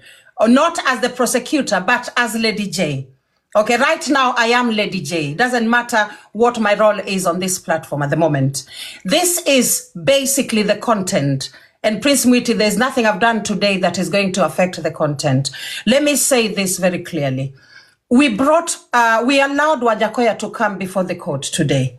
Okay, this was his day to get something out of the court and the public. Okay, so Mtandao then comes along and gives all these amazing praises, which we've had before. We all know Nyako has created a big movement. Google is a big movement. Nobody denies that. But this wasn't the time for Mtandao to bring that here. Okay, so I'm so sorry. Unfortunately, for a moment, no, I've done it already. I've just filtered something. So we really needed as much as possible to allow Wajahkoya to get this day for himself without making it about Nyako. Mtandao, that is what I call gaslighting. You know, you make him doubt his emotions, his feelings about his sister. Okay? And truth of the matter is, when you are giving Nyako those praises, she had her middle fingers up like that. It doesn't matter whether I saw that or not, but I saw it, Prince Mwiti. And therefore I brought it to your attention. Okay? Objection. Mwiti, I'm not done. I'm not done. Let me finish. This is now me as Lady J. The reason why I brought it to your attention is because I was literally trying to call to your attention that what you're doing is causing more damage to this family. Mtandao, let me finish. Let me finish. That isn't fair. Let me finish. No, I need to finish. When you have the power. No, Lady Jacqueline, stay in court. Leave Nyako alone. I'll finish and then I will be quiet, please. I'll finish and then I will be quiet. Kindly. What you guys are doing is causing damage to this family more. And, you know, literally, what do you call it? Inflating the ego of Nyako to a point where she cannot come and humble herself to the level of her own brother. Okay? At this moment, they were just family, brother and sister. It wasn't Nyako the OG, Nyako the what. No, it was a brother and a sister coming to court. Munaelewa? Wewe ukikuja hapa unamuinflate. Yani, it was not right. What you are doing right now. Let me say the last word. Let me say the last word. No, Lady Jacqueline, you are inflating her ego right now. Let me say the last word. The last word is no, Lady Jacqueline is unfair. You are profiling me. Let me say the last word. You've said that. You've said no. You are profiling. You've said that. Mtandao, let me say one thing and then I'll be quiet. Don't profile me. Talk to the court. I'll say one thing and then I'll be quiet. Your Honor, please, may I speak? Please. I'll be quiet forever. Prince Mwiti, you have said I have issues with Nyako. You are the same people who have fueled the war between myself and Nyako for 1 full year.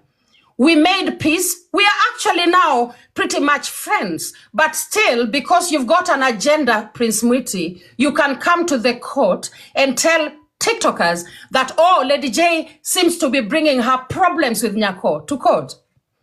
That is not right, Prince Mwiti. And that is what I was asking you to take back your word that I have. Okay, can I rebuttal? Why? Prince Mwiti, please let me speak. Can I rebuttal? Because no, Prince Mwiti, this is about you and Lady Jacqueline. I'm defending my client. Just let me speak. That is what you are doing. Kindly, you will let me speak. Just give me 5 minutes.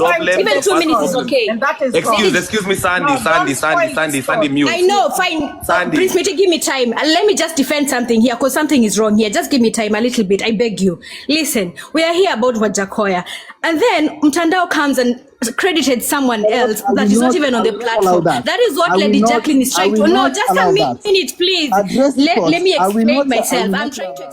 Can you be quiet? I explain myself. Please don't tell me that. How can we listen to each other if you're throwing backs at? Can you be quiet, tafadhali?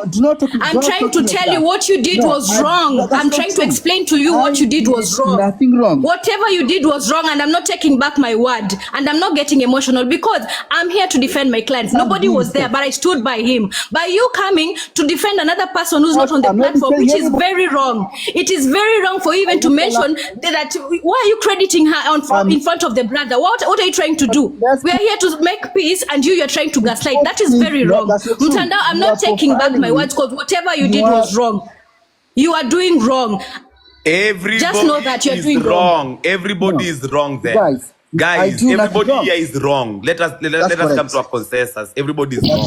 Lady Jacqueline is wrong for bringing up the middle finger thing and saying that Cinderella, Cinderella is the OG, ati sijuyo mwingine, ati ameisha. You know, that is wrong too. Mtandao is wrong for praising somebody that is not here. No, somebody that is not in court, Lady Jacqueline. Your Honor, do you see what he's trying to do? Lady Jacqueline, you brought somebody that is not in court. That is so wrong for you to say. No, Lady Jacqueline, that is what you say. That is so wrong. Lady Jacqueline, that is what you say. What you're doing is so wrong. This is wrong. Whatever is happening is wrong right now. What you're doing is so wrong. Judge, put directions. Oh my God, that is so wrong. Judge, put directions. Can you read the reading? This man is ready for violence. That's no, I'm not ready for violence. Jacqueline, Why Lady do you Jacqueline, create that you are the one who Please, brought the without the violence audacity, here. give the judge a The chance moment to speak. unasema ati mtu ameinua Enough. vidole na kwa live vingine na yuko Oh, no, no, kotini, no, Prince no. you knew Witty, whatever you're you are right, doing but was please wrong. give the judge time to speak. Tafadhali, let the ruling be made. Was wrong. Prince Mwiti. Come on. Umesema kwamba Lady Jacqueline amesema Nyako aliisha, Black Cinderella is the OG. Yeah, that was what Lady Jacqueline said. No. No, what I said, Prince Mwiti. No, that is what she said. Lady Jacqueline I said.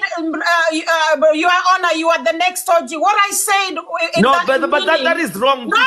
Let me say brewing a fight. Made a personal comment. To brew a fight, This a is competition. a young lady who is just turned 30. Yeah, she just made a personal comment. She's a Sure. role model to her. Prince Mwiti, stop. What you're doing is wrong. No, Lady Jacqueline, What you you're cannot doing tell is me to very wrong, stop when Prince you are the Mwiti. one who brought it. No, what you're doing is very You wrong. started know it, what Lady you're Jacqueline. doing. You are, You know exactly what you're doing. prosecutor, It's so wrong. Madam Prosecutor, you are the one who started this.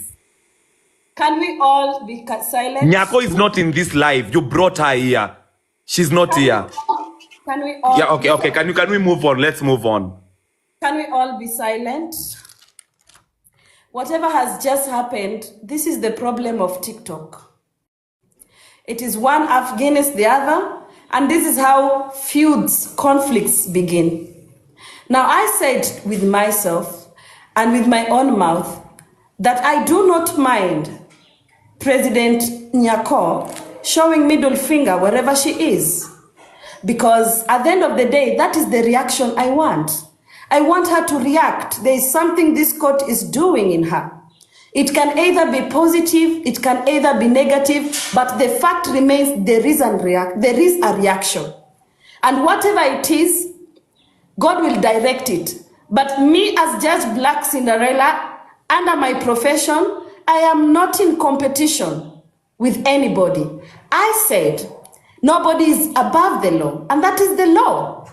If Nyako wants to be admitted in court, she can come. If she willingly does not want to come, she can stay wherever she is. But this is a high court, and we are going to be very respectful with our words, our allegations, so that we don't start another TikTok. You know, you people are used to some TikTok reputation that I wouldn't even recommend for anybody who wants to view themselves as a celebrity. But within time and slow time, we will learn where to not cross our limits. I cannot say, Madam Prosecutor, you were right. I cannot say, Senior Counsel, you are right. I cannot say, Senior Counsel Sandy P, you are right, or Senior Counsel Prince Mwiti, or Senior Counsel Mtandao. What I can only say is I'm highly disappointed in what you people are doing in this court. Because this is exactly what has been the problem of TikTok. And so I will call you to approach the bench, but because of the interest of time, this is almost 2 p.m. I am a mother, I need to eat, I need to feed myself, and I need to go for the weekend with my boyfriend. So I want to end this court case by my ruling. Therefore, as it is a tradition in this courtroom, kindly remain muted. I hereby give my ruling. I will start with the plaintiff in court. The case above us was never titled. It was not titled because it was a case of family feud, and we've chose to view it as a civil case. Unfortunately, the accused, the co-defendant, never appeared in this court, and we sent summons and we sent members of the public and this court to serve her with a summon. And I think we have already gotten a response to that, which we appreciate in no matter where it came, either disrespectful or respectful, we still appreciate. We know that she received a summon because obviously she's zooming us.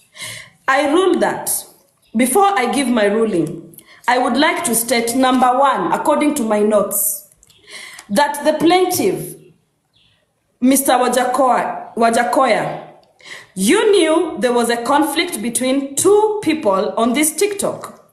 And like you said, TikTok was introduced to you via your family member who happens to be your junior sister that you dragged to court on this particular day.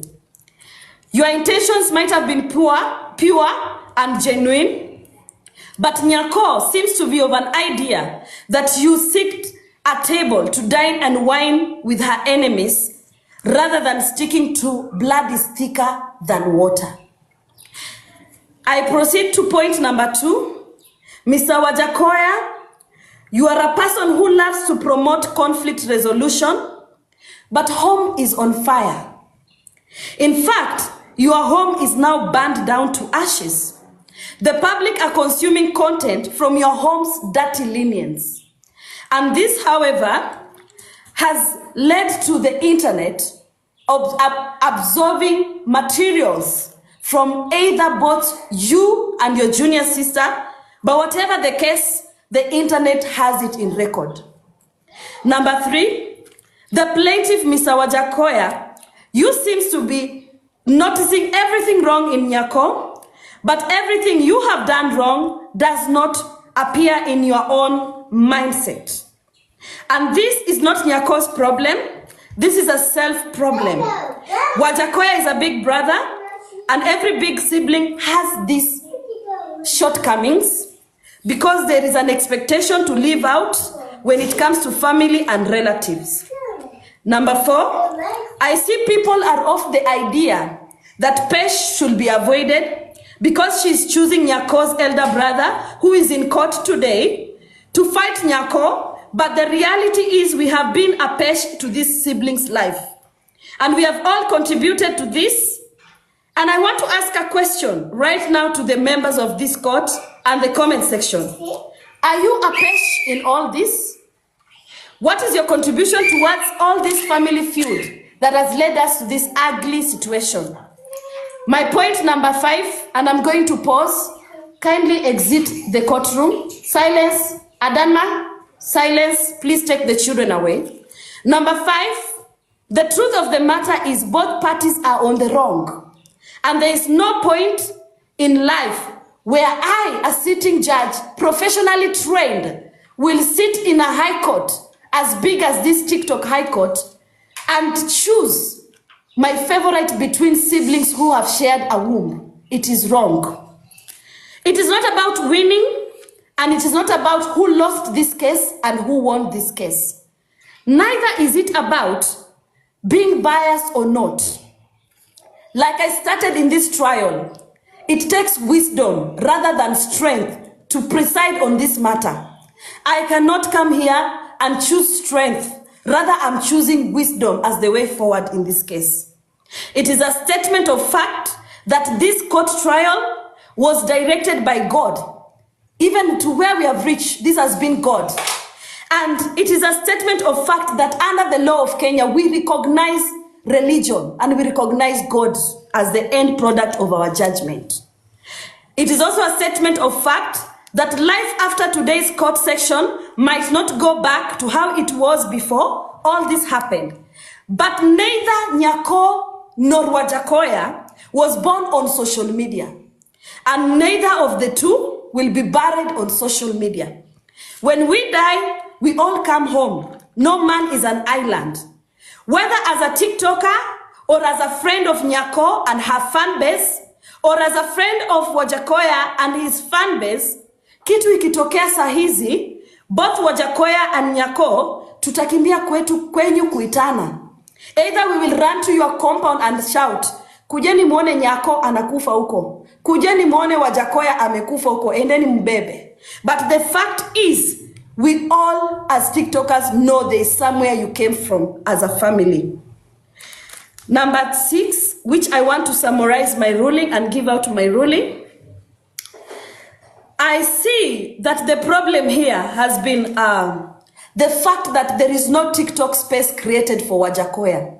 And neither there has been no TikTok space where Wajahkoya would have expressed himself, and that is why he chose to come to this court. It is not about attacking Nyako. It was about freedom of expression.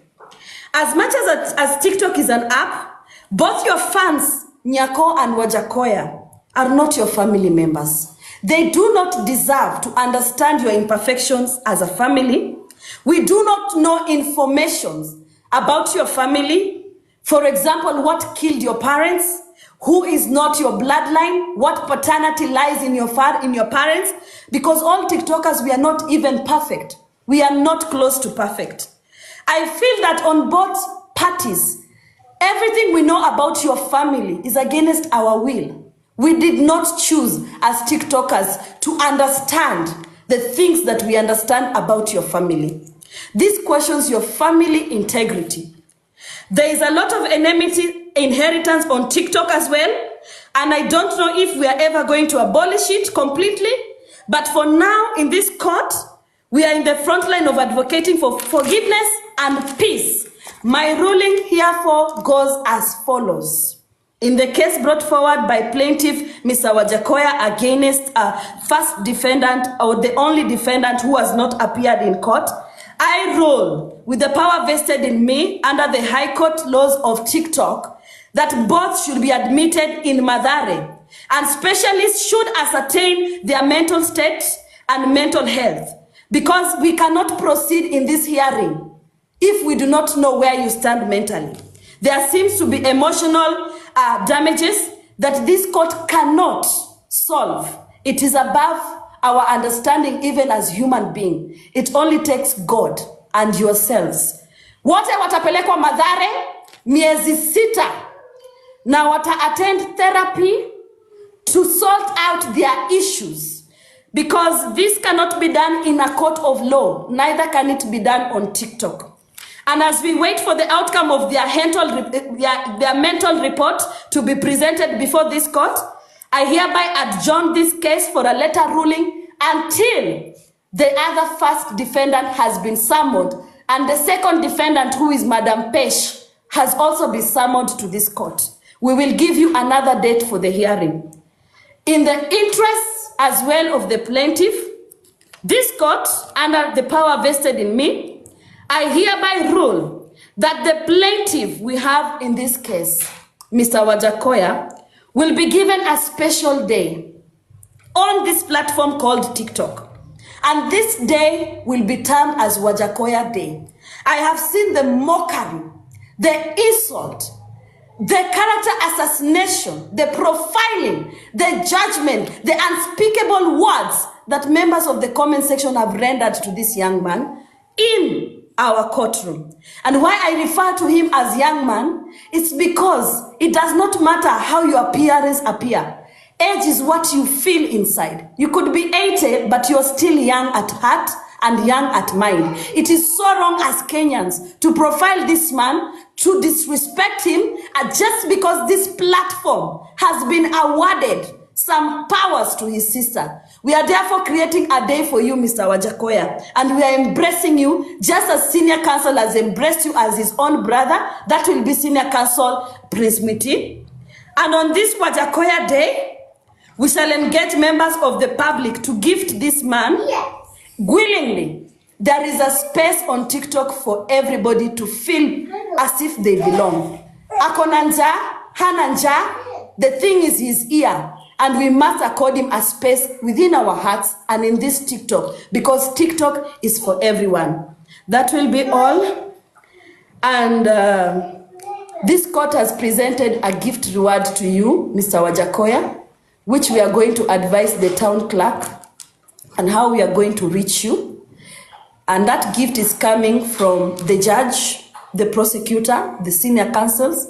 We will decide. And we don't need to inform members of the public. We are going to do it and we will do it. I think it is safe to say this case is closed until further notice. That will be all. Madam Prosecutor, over the mic to you.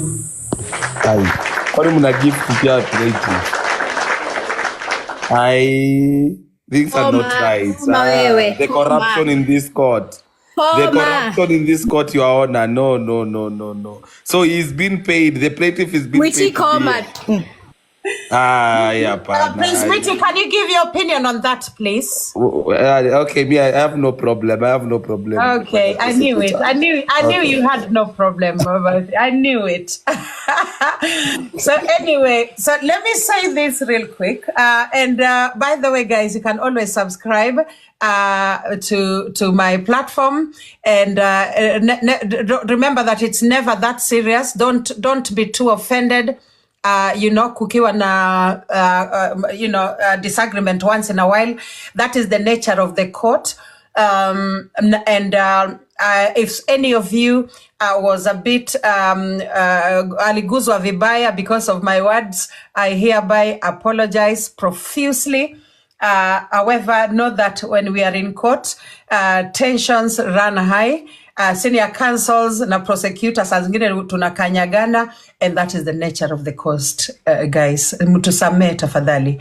Remember, at the end of the day, we are here just to create good quality content as we also try to help people along the way. Your Honor, allow me to say this about Wajahkoya.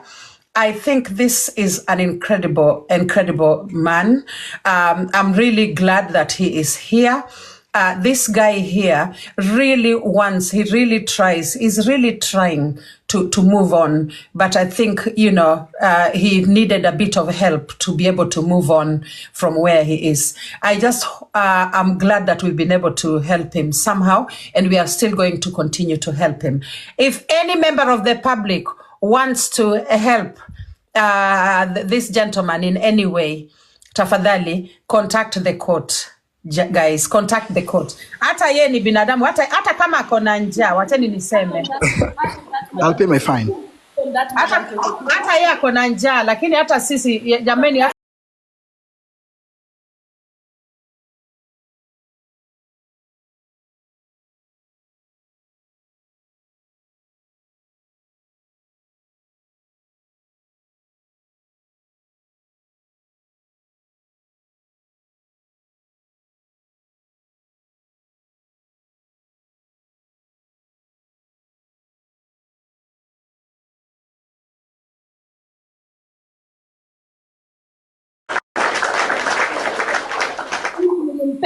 huyu nilimfanyia, muone ni mzee amepewa, ana njaa. Utaibisha mtu na chakula ya tumbo, jamani. Chakula ni mavi. Where is our humanity? Kama ako na njaa, I hate this. I hate to say this. Niko na shida zangu, but ako na njaa, nitamsaidia. Kama unaona uko willing for this noble cause, may I believe this guy has a space in our hearts and in our TikTok. Utusiweke rombaya. We are not as bad as we portray ourselves. He has a space in our hearts. He has a space in this TikTok. He has a space in the society. He has a space. But the thing is, we've left humanity. Mpaka mtu unakuja kotini kucheka mwenzako akona njaa. Shame on you Kenyans. Shame on you. Because who doesn't just lack? Nani hakosangi? If you are perfect and you are born rich and you have it all, we clap for you. But for this man to be in court at this age and receive this kind of insults, I award him compensation. Na compensation tutaifanya according to your heart. If you wish to give Mr. Wajahkoya anything, we won't do it on cameras the way you people like to take glory. We don't do that. We will gift him, and whatever it is, hata hiyo shilingi moja, I'm happy that I brought it out for him. Thank you.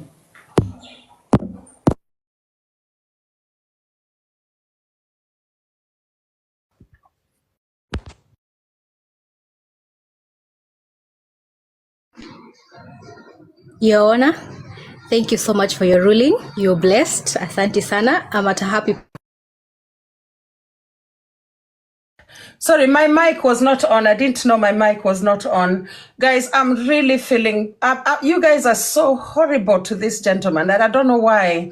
Guys, we all can eat out of this same platform. Lady Jacqueline. I mean it. No. Please, Lady Jacqueline, stop.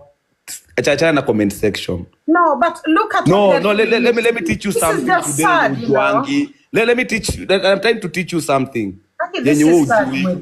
Achana na comment section. Achana na comment section. Stop fighting the comment section. Stop. Wewe sema namba yenye tunatuma.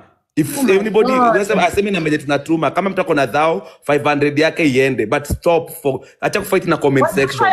The moment you continue itaisha. This is so sad. Guys, why are you so mean? Why are you so mean and horrible? No, acha kuambia they are so mean. Wewe sema say the number which tunatuma contribution. There's enough for all of us, guys. Mr. Wajahkoya, give me the... Oh, no, Releasing 3,000 Kenyan shillings to Mr. Wajahkoya. Thank you. My pocket is not as buoyant right now. Thank I you. don't have a salary. Wajahkoya, nipe number. Nitumie hii namba yako. Nitumie namba yako. Yeah, give the Wajahkoya. number. Give it. Mimi sitacheka mtu ana njaa. Hiyo yenye ulinitumia. Okay, sawa. Sitacheka mtu ana njaa. Yeah. So wrong. Okay. You guys are so horrible. There's enough for all of us, guys. This is so sad. I will gift him. And whatever thing I gift him, itaenda kumsaidia mbele. Hata akikula alale kwa mtaro.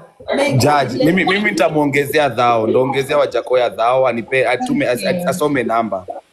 Muongezea 1,000. I'm just writing down the number, guys. So, I'll pay my fine. I'll pay the fine. The fine that was given. Pay it to the number. What was the fine? The fine was how much was the fine that was given? It was 5,000. I will give 5,000 right now. 10,000.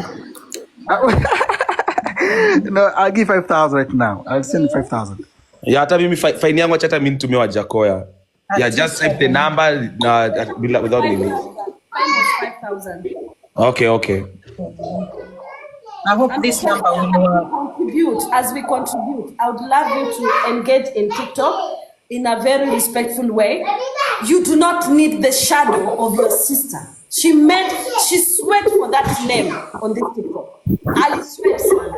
You don't need the shadow of your sister. You are somebody different. We know you different. If you could come down and say sorry, we know you've seen your personality.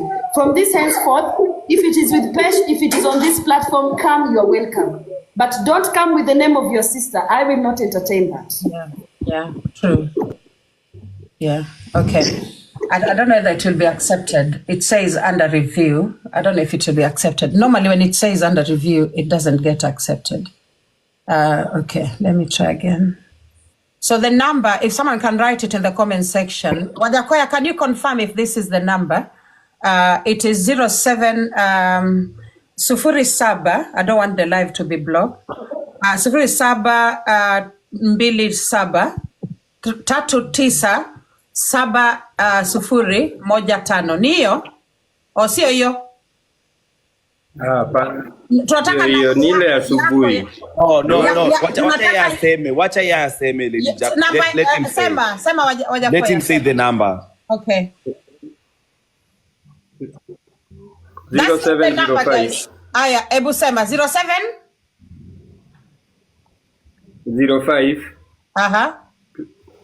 32 32 3929. And then 0705 jina inakuja Candy. Ndio hiyo imekubali sasa. Imekubali. Okay, let me put Wajahkoya on the big screen now. Guys, there's enough for all of us. Yeah, well, let us just share. Jina inakuja wenye mtandao anatutaji jina inakuja Candy achien. Okay. Yeah. Yeah. Thank you, guys. So the number is there on the judge's head, if you can see it. Iko hapo. And you can always also gift him. If you don't want to send money, you can always gift him. And Wajahkoya, I'm just wondering, when are you getting your license, the mining license? Unaipata next year? Your permit. Say for my mind. License? Oh, sorry. Next year, because the year has ended. We renew annual. It is an annual license, of which now we are in December. So I'll have to go for it in January. Kunyang'anywa umenyang'anywa, si kwamba imefutiliwa mbali.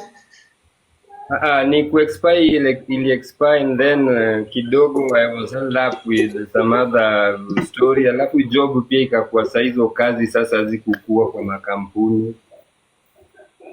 So next year I'll have to renew, and then I'll go back on summer. Right? Yeah. I'm going to make a call. I think some of the members in the comment section should know the Black Cinderella. I'm going to make a call, and that call will be a call that is mtu uko tuna uwezo kusaidia mwenzako. Mtu ameuliza mbona tunachanga, because sisi wote binadamu. Hujakufa hujaumbika. Njaa si kitu ya kucheka mtu. Mpe hiyo shilingi 10, enda kule mandazi, but you've done something. And I promise you, on your day, someone will show up for you. Mimi sitacheka mtu. If you do not amount to anything, it does not matter. You are somebody in front of my eye. I'm so sorry, but Wajahkoya kuna some echo saa zile the judge is talking. I think whatever. So Wajahkoya, I was fined 5,000, but I can't afford that, Your Honor. Can I send less, like maybe 2,000? Okay, thank you, Your Honor. So I'm gonna send 2,000 to the number as well. Thank you. Yeah. Guys, times are hard for everyone. Hata sisi tuna struggle. But all I know is that there is enough for everyone. This world has boundless resources. Let's just not be greedy, guys. 39. Sorry, Your Honor. Wajahkoya, niko na number 7015. Can I use that? Mtandao, the number iko pinned hapa juu. Lakini niko na details zingine tofauti, and that's easier for me. Which detail? Number inishana Senior Counsel Mtandao, why don't you want to use the number? 015. No, Senior Counsel, why don't you want to use the number that is pinned? Because it's easier for me. It's easier for me where I am right now. I can use that number. He knows it. Ask him if he can confirm. Yeah. That means Mtandao has helped him before.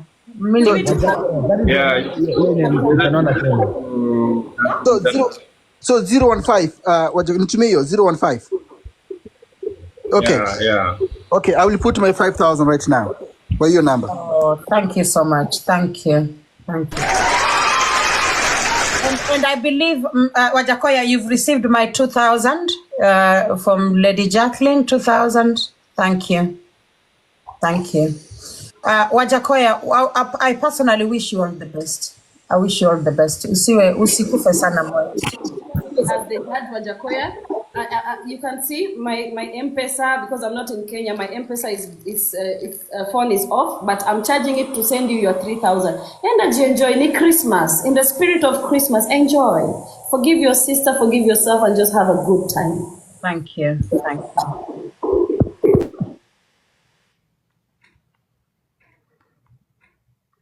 Okay, so guys, if you haven't followed our platform, please hit follow. Again, I'm saying again as Lady J, if someone was offended by my words, please do forgive me. It is to man to err, and this is your trusted court. And hakuna lion. Nilishapata lion, guys. Leo nilikula lion. Hamuoni kama niko number 5 hapo juu. Leo, it was epic. This was an epic day in the court. Mungu ni nani? Mungu alali. So yes, tulishakula lion kitambo. So we are so grateful to my King Rosso wa platform yetu alituletea lion. Tunashukuru sana. God bless you. Yeah.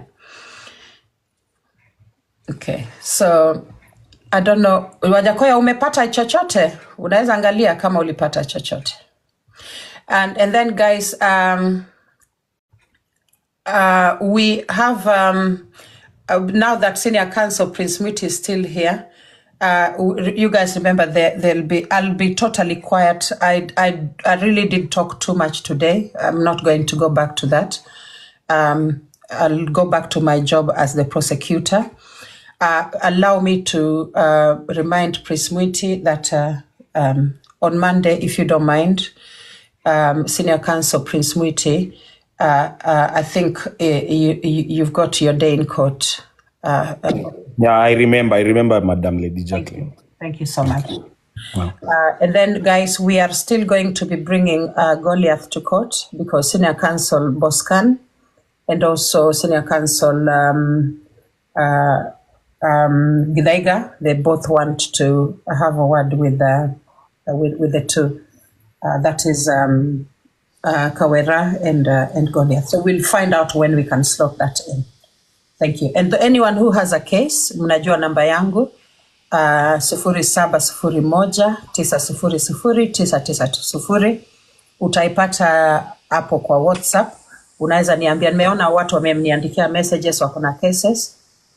Nitumie tu message niambie, and then I will slot you in. I'll give your case to the judge to review it, and then we will slot you in. Yeah, Madam Prosecutor, nimeona comment section ikimuuliza Wajahkoya, umepata shilingi ngapi? Wajahkoya do not answer anybody. Wao ametuma mwenye anakuuliza ametuma. Do not answer anybody. We do not give and then we use our tongue to destroy the good that we've done. Tunampa zake aende, tumetenda wema na tumeenda zetu. Don't answer anybody. They don't need that information because this is what is undermining na kudharau. Huyu tulimchangia boxer, huyu ni tulimchangia socks. We don't do that in this court. Whatever it comes, and I pray it comes even 1 million, so that hii miaka yenye uko usione kama TikTok ndio utakuja kutegemea. You deserve that seat in the economy. And I pray I'm going to follow up with your license. It needs to come out. I just pray that I can influence that in some way. But don't answer anybody. Why talk about information? Come on, please.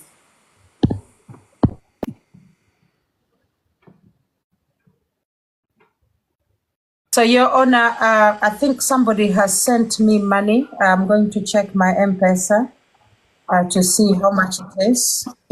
And then, yes, I have been sent a bit of money. So let me just forward it to Wajahkoya. Let me find out how much it is. Okay, now I bet you not leave the court. I beg also to leave the court. Oh, thank you so much, Mtandao, Senior Counsel Mtandao and Senior Counsel Prince Mwiti. May our Heavenly Father keep blessing you too. Thank you for helping us today. It was incredible. May you keep winning. Thank you guys so much. Thank you. Right, Thank you, Madam Prosecutor. Thank you, Prosecutor. Thanks, Mwiti. Thanks, everybody. And happy Christmas. See you on Monday. Thanks a lot, guys. Thank you. All right. So I have been sent 2,500, Your Honor. And I'm going to forward it to Wajahkoya. Thank you. 0705 32 39 29. Your Honor, you're talking. Your mic is muted. Yes, thank you. I also beg that we also come to an end of this session. Because we've done our part, we've played our part. Thank you so much for gifting me, Nessie. I recognize that. We've done our part, we've played our part, and we have finished it as the best we could. And I believe that Mr. Wajahkoya, you're living here as a changed man, and with something for the babies as well. I know you are grateful for that, and yeah. Just go and have a good life. We'll be communicating with you so that we see how we can further assist. At least we're not doing this to the sister, but also you're not. Your Honor, thank you, Your Honor. I beg to drop also, and I thank you for allowing me to be part of the platform. All right, thank you so much, Senior Counsel Sandy. Madam Prosecutor, we can't hear you. Thank you so much for that gift. We can't hear you, Madam Prosecutor. Sorry. I think Wajahkoya has an echo. So, Miss Sandy, thank you for coming to step in for us and help us with Wajahkoya. I was very worried about that. So when I saw your comment hapo kwa comment section, nikasema finally. Yani, I'm so glad you wrote it down because I was worried that he had nobody to stand for him. So thank you so much. Thank you. Thank you. Thank you. And Your Honor, Mr. Idingori has a case. I've been informed by Miss Lioness V. I don't know if Mr. Idingori wants to unmute his mic and just let us know so that we can slot him in someday. Before that, Mr. Idingori, I'm going to give you the mic. Just 1 minute. Yeah. Comment section. Hata Nyako akifika kwa hii platform, hata kama ni shilingi yangu 10, nitampea. Kuna damages too. We are not compensating because Mr. Wajahkoya cannot work. This is an able man seated here. He can work, and that's why we are going to follow up with his license. hata Nyako akifika kwa hii platform. Honestly, these people have been injured. Sometimes we are not doing this because they need it as such. It's just a gesture of love. You understand? So even if it is Nyako in court and we feel she deserves to be compensated, apart from the things that has been given to her, I know she owns the world, but we could still give. It's not because we undermine her financial status or she's a beggar. It's because we want to show our gesture of love. That was the reason why we gave him what we gave him. That is all. Ati mtu atasema tumechoka kusomewa sasa. Tumbo ya Kanosh, basi toka kwa live, wewe, koma. Toka kwa live basi, ati tumechoka kuja. Yani umechoka kusomewa lakini usongi. Uko tu hapa bumper to bumper. Huh? Meaning you are enjoying it. If you just be honest, I beg. That is your response, you know? That is you acknowledging that I'm loving this, Your Honor. I really am. Anyway, Your Honor, thank you so much. And Wajahkoya, I've sent another, the 2,500 umepata, hiyo ya mwisho. Yeah, sawa, asante. Ndio. Thank you so much, thank you. So, Your Honor, can Mr. Wajahkoya now drop? Is that okay? Or, anaweza sema ya mwisho kabla haja drop. Ama ashasema yote. Whatever he says here, italeta tu bad. So tu kuna makondo. Yeah, najua. Sasa naweza tu drop. Sawa. We know you are grateful. We can see from your body language. Tumetoa. We know you are grateful. Not too grateful. Just go on, and I hope your life will be better and better. Tell them anything, because what I misquote, jamani, they'll just misquote this.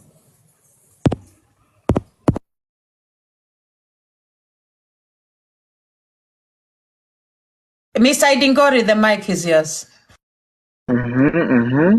Yeah, thank you so much. I've been following the proceedings, and I really loved the proceedings. Mimi kesi yangu inakuja. I think you heard what happened. So pia mimi mutani patia time kidogo ni explain what happened, and I would like also to know why I was falsely accused. So mtanitafutia siku munipatia pia mimi time. Watu waache kuniharibia jina.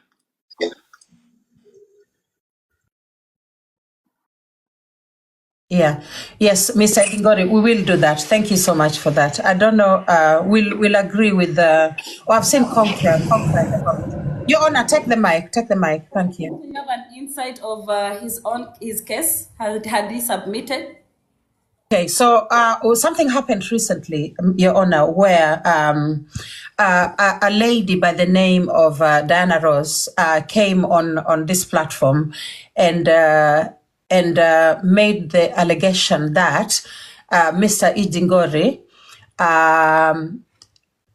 is getting his mortgage paid for by a woman living in America. They said young woman living in the US is Conqueror. You know, Conqueror is also here. I've seen her comment in the comment section. Conqueror herself never even talks. She doesn't even talk. So this was literally the first time me seeing Conqueror talk, you know, trying to defend herself. So it was such a bad thing that happened. But I think Mr. Idingori wants to literally explore it within the court. So I think we can actually give him a chance sometime next week so that all his legal team and also Diana Ross can also get the chance to come to court, you know, to come and defend herself, possibly, Your Honor. Yeah.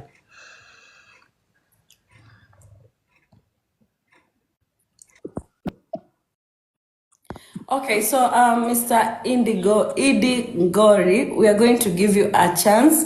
I'll properly be briefed about the case, and then I'll be able, because most of the time I'm not on TikTok. I just appear here to perform my duties legally, and I mind my business. So I need to be prepared for this case before we can hear it. I'll give it a date next week. Madam Goddess, you are here now. It's safe to say the court has come to an end. Whew. Hello, Madam Judge. I'm new. I'm new. You bear with me.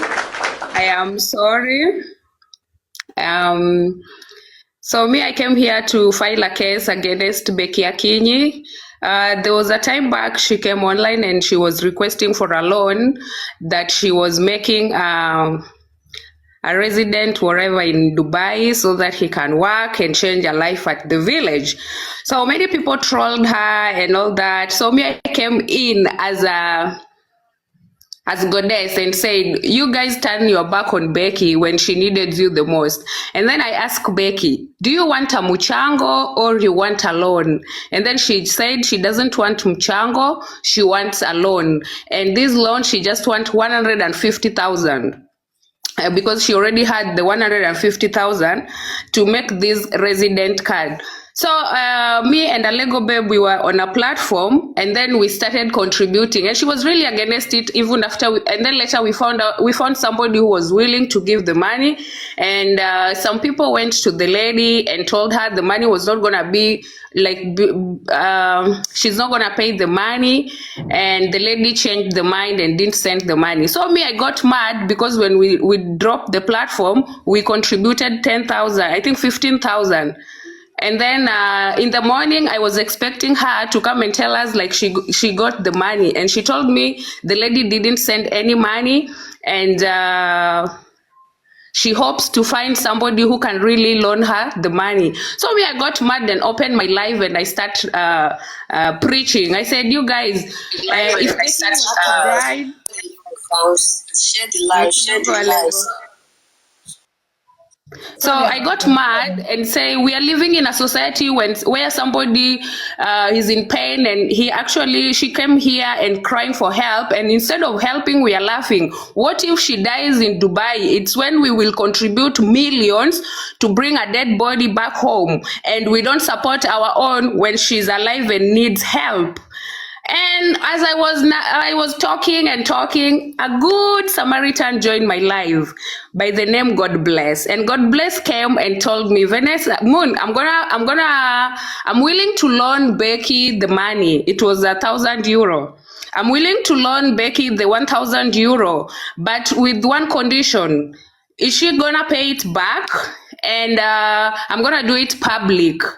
And I'm willing to help her. So the conditions were find Becky, bring her live on the girls' platform, and she agrees on the terms and condition, and the money was sent to her.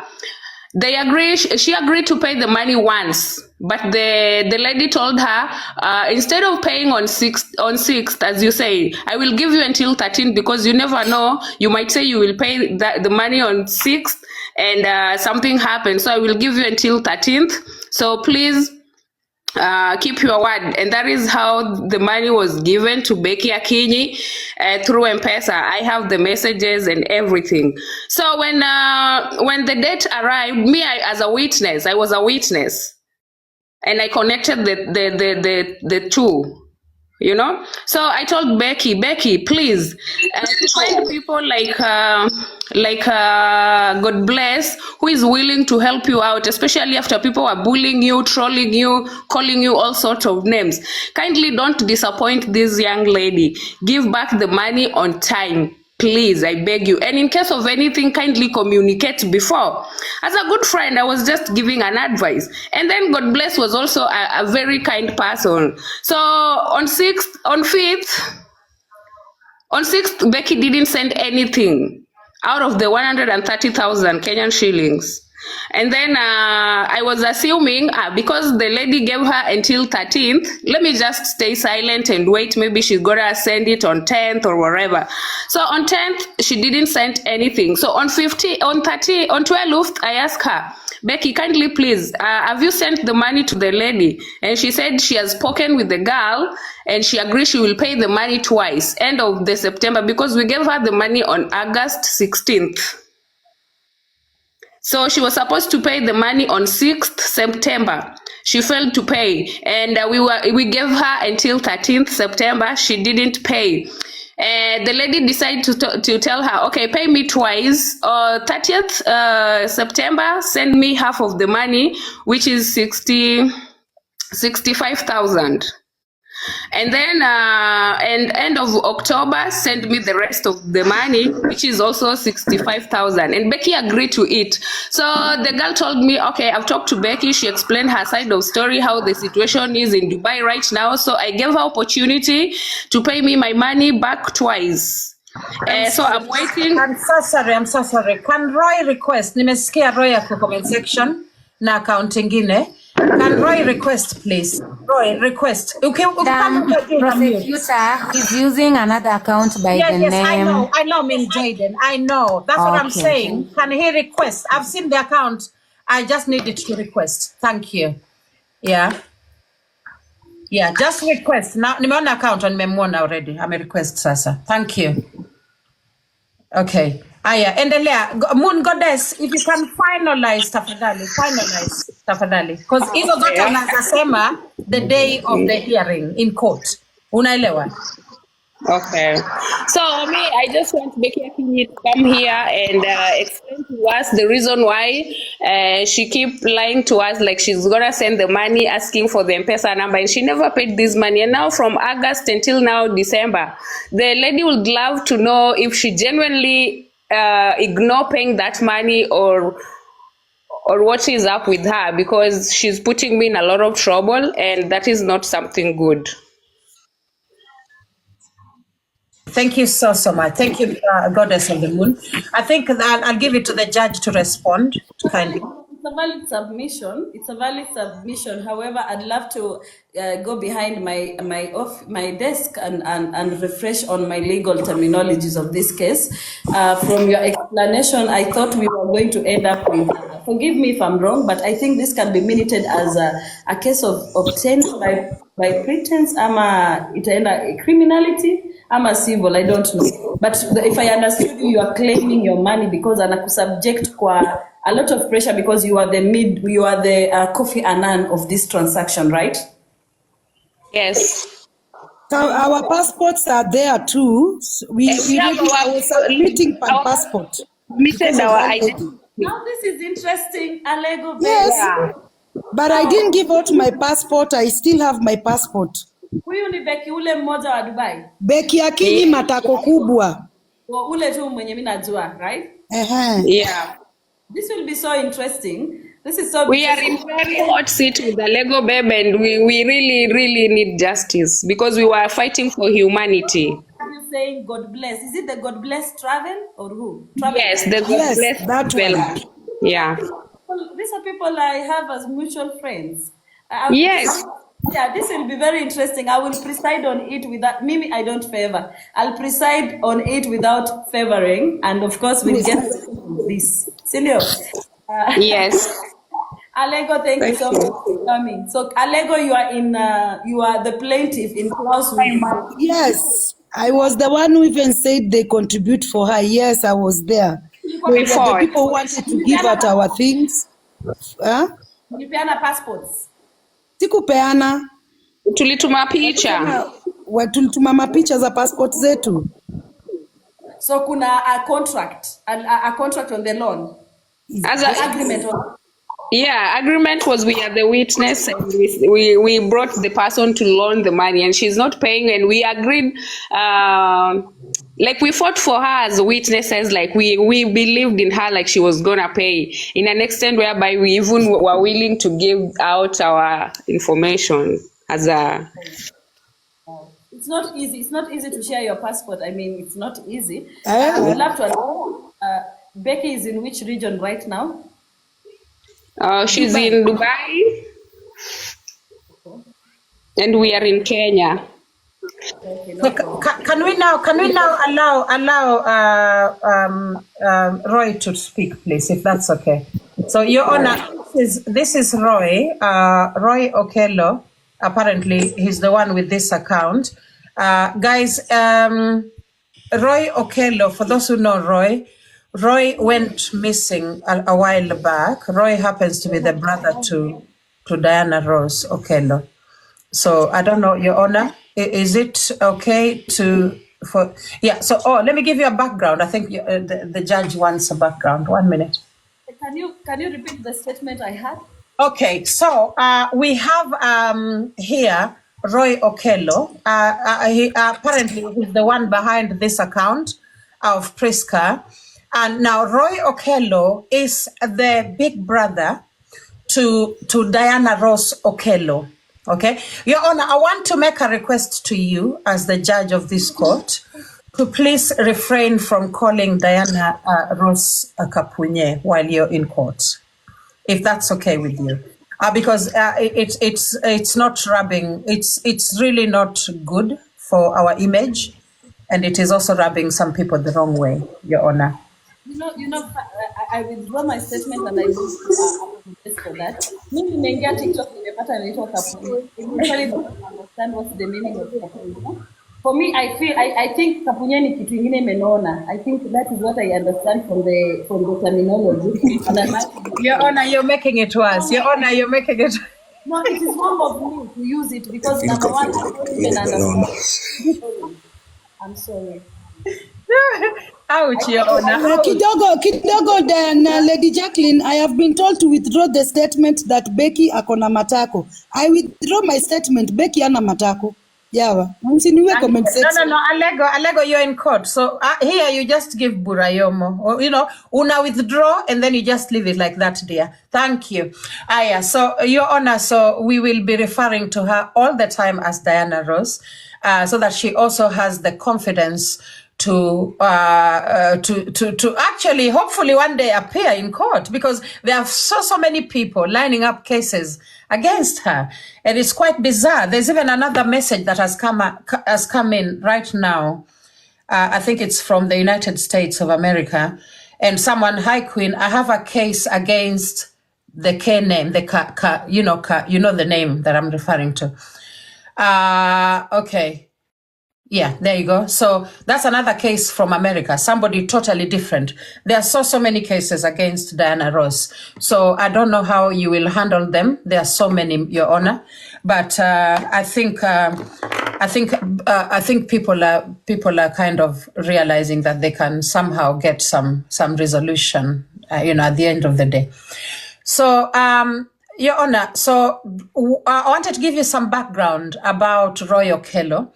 I think a few weeks or months ago, Roy went missing. Okay, so Roy was on TikTok. He was introduced to TikTok via the platform of Nyako, okay, the Google president, the president of Google Nation, and Nyako really supported him. Nyako, she really did a lot of things for Roy, and they parted ways so peacefully. And then after that, because of that friendship between himself and Nyako, the sister kind of got upset, and there was a lot of exchange. It was a big thing, drama, family drama, Promax. It was just like, it was bad. Your Honor, it was bad. Yeah, it was so bad until suddenly Roy was being arrested, Your Honor. Suddenly, not only Roy, Nelly was also being arrested. So we were here sitting worrying, oh my God, Diana Ross is going to arrest Nelly. So Nelly is going to prison. Oh my God. So we were all here literally tense, Your Honor. Tense. We were so worried because someone like Nelly is such a soft person, Your Honor. I don't know if you've met Nelly yet. You need to meet Nelly, Your Honor. Like, she's super soft. She's like this, kumbaya kind of a person. She does not even swear, She just says God, God, God all the time. She's just like helping disabled children. You know what I mean, Your Honor? That kind of a person. Like, she's just like this, like, buddy, like if never mind. I'll just cut it short, Your Honor. So we were so worried she was going to get arrested. Because we just kept imagining Nelly in prison, Your Honor. Like, someone like me, my head could not compute. Nelly in prison. How is that gonna work? Roy in prison sounds more like possible, but Nelly in prison just did not. Yeah, I just got so worried, Your Honor. So a lot went on, blah, blah, blah, chasing Diana Ross, chasing Nelly up and down TikTok. Ameanguka, Your Highness.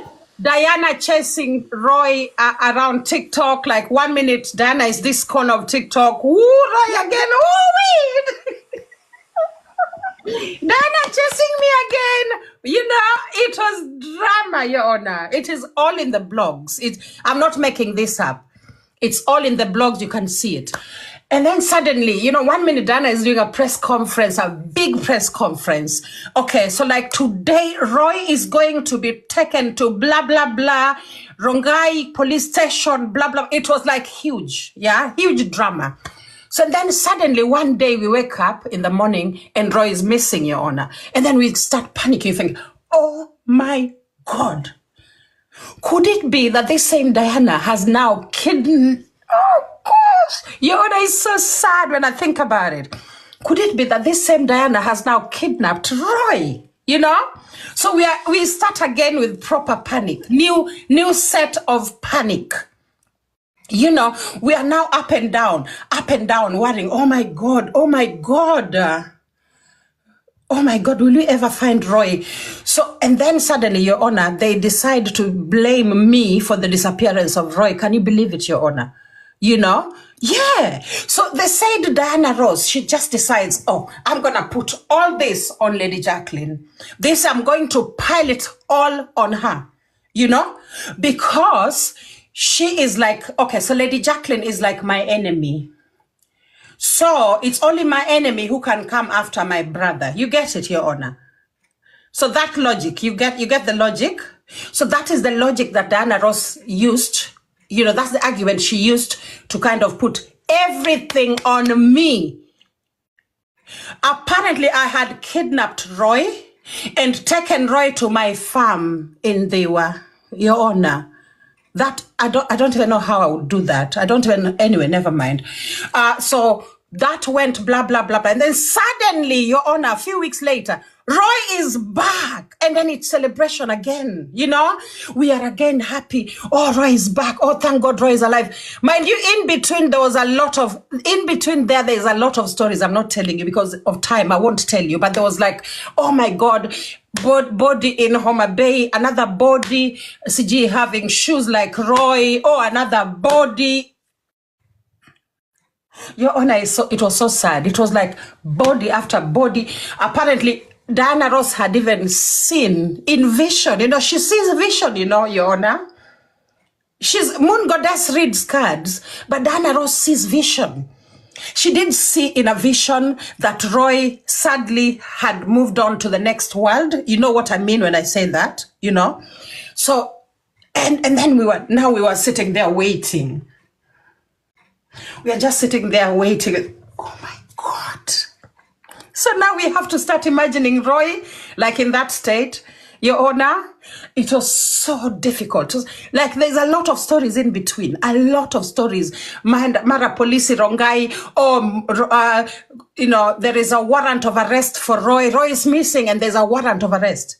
Imagine being missing and there's a search, nationwide search for you because you need to be in court. Your sister second, Your Honor, it is a lot. It is a lot. I cannot say all of it, but never mind. Roy is here today. Let me see if I can bring him up. So it's a big case. I think he wants to bring his sister to court, I think. But let him come and explain himself. Roy, where are you? Roy, where are you? I swear Roy was here. Roy, where are you? I swear Roy was here. Are we allowed to laugh? Guys, did we find... that was I hope kesho hakuna koti ndio jaji asikuje na hizi nguo kesho. Koti yetu ni kesi yetu tumesubmit. We have lost Roy again, I think. We have lost Roy again, guys. You should have let Roy to explain herself venye nini alafu utueleze. It's a boy. It's a boy, darling. It's a boy. Okay. Boys don't get kidnapped. I swear.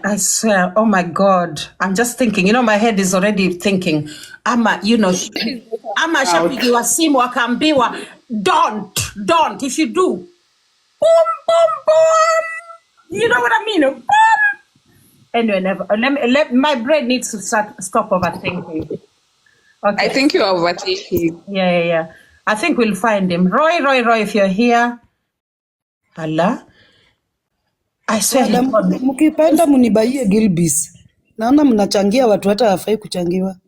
He's gone missing for real. Nani ame? Mtu amesema Jessica Galatian anasema Roy avoid Lady J ba. Lady J Gota.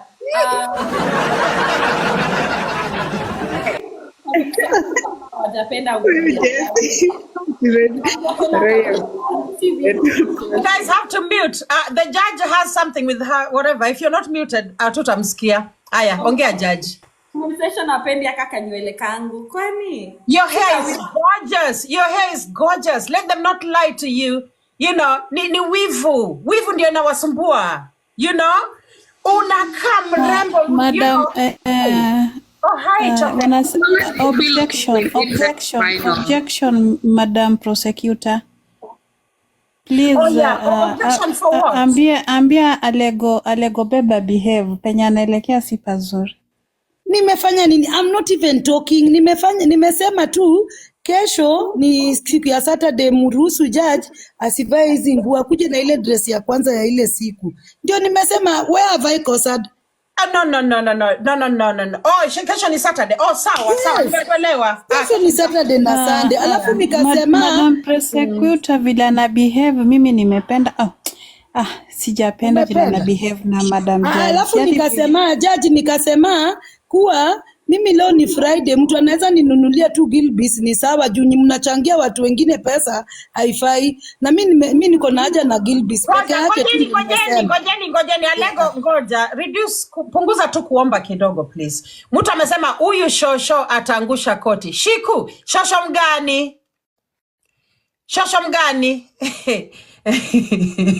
Amegobe. Mimi sioni shosho hapa. Mimi sina wajibu. Thank you very much. Alego. Madam Prosecutor wanasema Amegobe. Stop muting people. We agreed in this court. We even told you. It's like moderators wengine hawakuangi when we are doing the announcements. On this platform, you do not mute, you do not block. Yawa, I've been unblocking and muting people the whole live. Mumenichosha na kumute watu. Sasa what's the point of muting someone now? Guys, moderator tumeelewana ya kwamba no muting, no blocking. No muting, no blocking. I've even gone and I've unblocked everyone. In that fridge, nilikuwa na Diana Ross. I had 4 criminals in there, as in, I mean criminals like, unajua wafungwa. I don't mean they are criminals in real life. I mean Myron wafungwa. Munaelewa. So this is the list of my wafungwa. Diana Ross alikuwa mfungwa. Kwangu nimemrelease. Okay. Sialo Queen alikuwa mfungwa. Kwangu Oh my God. Hill Baby is still muting people yawa. Hill Baby yawa. Can you work on your anger issues, darling? No, Hill Baby anafanya anataka anakutrigger sana. Nataka nimuaddress. Darling, yes. Work on your anger issues. Darling.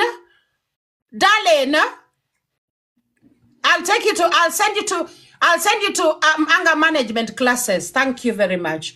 So, Sialo Queen alikuwa hapo na bwanake Omote, release both of them. They are now free. And the reason I put them uko kwa fridge ni kwa sababu walini address. Mnakumbuka last time when walini address.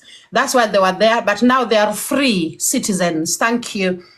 And then finally in that fridge was a woman called Virginia. Yeah, Evangelist Virginia. So these 4 prisoners are now free. We do not want people in the block list. We do not want people in the mute list. Lady Jacqueline. It's a public forum. Wacheni watu Lady Jacqueline, mambo.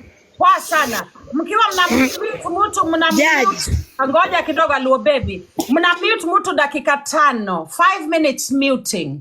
Not for the whole live.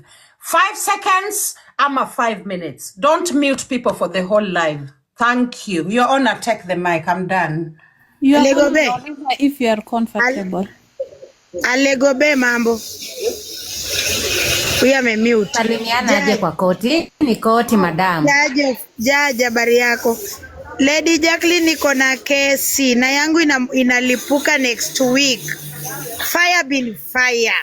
Reda unanijuanga tu nikianza nataka kufire. Nafufua sasa yangu lazima ujaja tusaidie. Na kutafuta. Nataka jaja kinisaidia nitaona roho yangu imetulia. Juu yangu bado hajatulia. Hey, Judge Black Cinderella, will we ever rest? In the line of cases, hey, Judge Black Cinderella yawa. Yangu bado iko kwa pesa wendo, yangu iishi. Na mimi yangu ndo sasa nataka, I think kuna mtu alisema taongea na wewe. Yangu ni fire, nataka ule mwanamke mwenye alisema tuende tuchimbe ule mtoto, tumkule, nataka aenda nichimbie. Fire bin fire. Na raundi nimekuja na moto.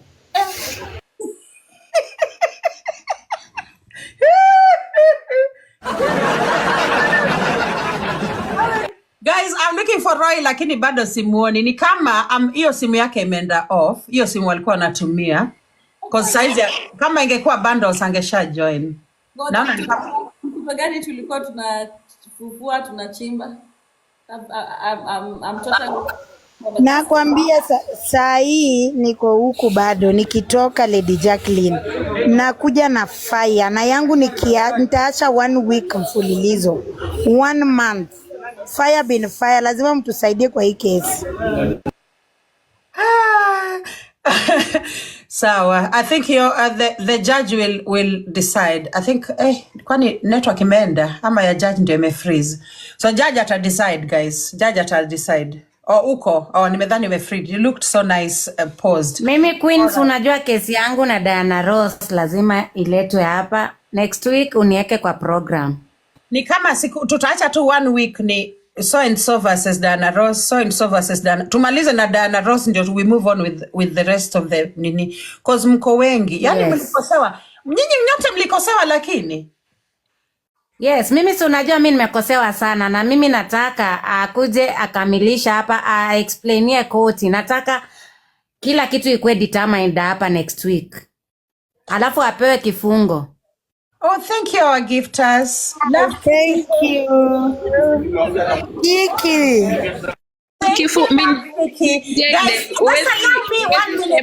Kifungo kama bado hawajasikiza kesi yenyu mpaka wasikize kesi. Sasa nataka isikizwe ndio nini jaja amue sasa mara moja. Ati afungwe, apatiwe akifindiwa guilty ya kufungwa atafungwa. Kama hajakuwa guilty atakosa kufindiwa guilty. Judge. No. Hey, Otek Rich Martin. So anyway, guys, so people have cases, guys. You see how good the court is, how much the court is valued. Honor to cases just pouring in. So thank you so much for trusting us. I talked a lot today because I got carried away a little bit. But from Monday, Mimi, I'm back just to the prosecutor position. I'll be just mute and I'll let the judge do her job. Sorry, guys. Yes, kuna kesi hapo Lady J. Brother kesi ndiye. Msinipeleke kotini, guys. Si nimesema pole yawa. Ai yawa, guys. Aya, so Shiksmua, chukua mic. Lady J. Yes. And the rest. Mkwaje? How are you guys? We are fine. We are fine, thank you. Yangu itakuwa very, very brief. First and foremost, I'm so happy and very excited to see Roy again. Maybe he's here, and if he's not here, maybe somebody can pass on my message to him. Roy, we are very happy. I personally, I am so happy just to see you and to see that you're doing good. Regardless of your battles and battling, whatever you're battling, it is normal, it is nature. We are all battling whatever we are battling. It is part of life. But I can also request that, Roy, you have a very big support system here on TikTok that are really worried and not comfortable by not seeing you around. So my wish would be, even if you wouldn't be saying anything, just come on live. Just open your live, even if you wouldn't appear on camera. Just come on live, just to reassure your supporters and your fans that you're there, you're doing good. Whether you're doing good or not, just come on live so that your supporters, people like me and others, we are rest assured that Roy is there and Roy is also doing good, because as per what has been happening, I believe that you are no more, only to see that Roy is here and Roy is still doing good. So Roy, it's just my request, and it's a very kind request. You don't have to come live kufungwanga camera, just come, we washa live yako, for your fans to know that you're there, you're doing good, and we will really appreciate to be seeing you back, and we will also love to see you, Roy. And we still love you, Roy, regardless. Roy, tunakupenda tena sana. Asante sana. Thank you, Shiksmwa. Thank you. So Shiksmwa, let me tell you the lie. Keep muted because uko na kelele kidogo. Let me tell you the lie that some haters of human progress are trying to spread to this young man coming on TikTok to also get a share of whatever it is that is here. Wanamwambia, Roy wasikudanganye, choose your family. What they're trying to say is, Roy, don't get in the limelight of TikTok. Yeah, don't come and get any support you can get off TikTok, like now Wajahkoya has gotten. Unaona, alikuja hapa with 0, ametoka with something. And I know that is exactly what you guys are trying to do. You're trying to limit him. Yeah, that is support system. If all these people who are earning all over TikTok are able to do so, why are you guys limiting these other people? Why? Kwa nini this is not a preserve of just a few. The support system yenye mimi Lady J niko nayo hapa TikTok. It is not my family.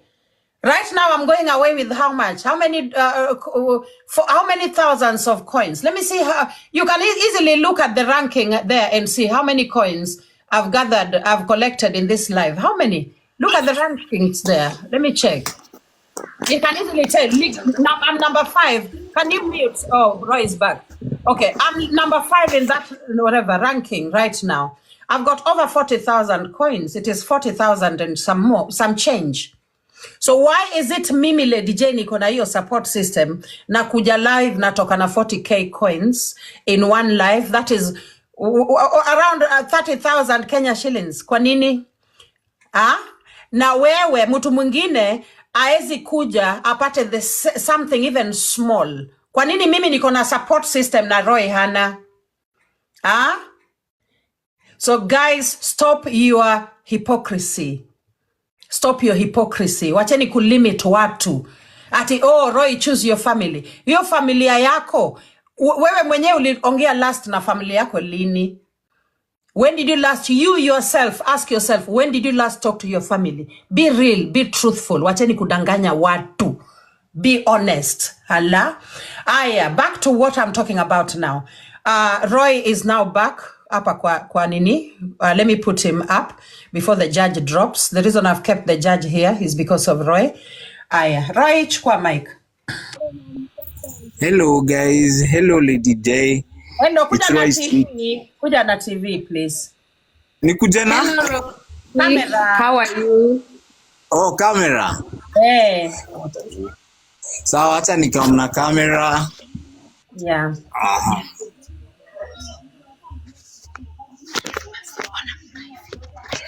Acha ni make. We are promoting peace among families. Yes, we are, but the absence of war is not the presence of peace. Don't confuse the two. Sawa, don't confuse the two. Thank you. This Hello. man here is not at peace. Welcome, Roy. Hi. Hi, Welcome, how are you Judge. people? We are well, Alego babe. Funga anyway, what are the questions? Hi, Roy, we are well. Yeah. Your Honor. Yeah, I'm also good. How are you Your Honor, people? just I be love you mindful of all. the fee selects. Thank you. Aya, how are you, Roy? I'm good, Lady J. I've missed you people. How are you? We are well. We missed you too.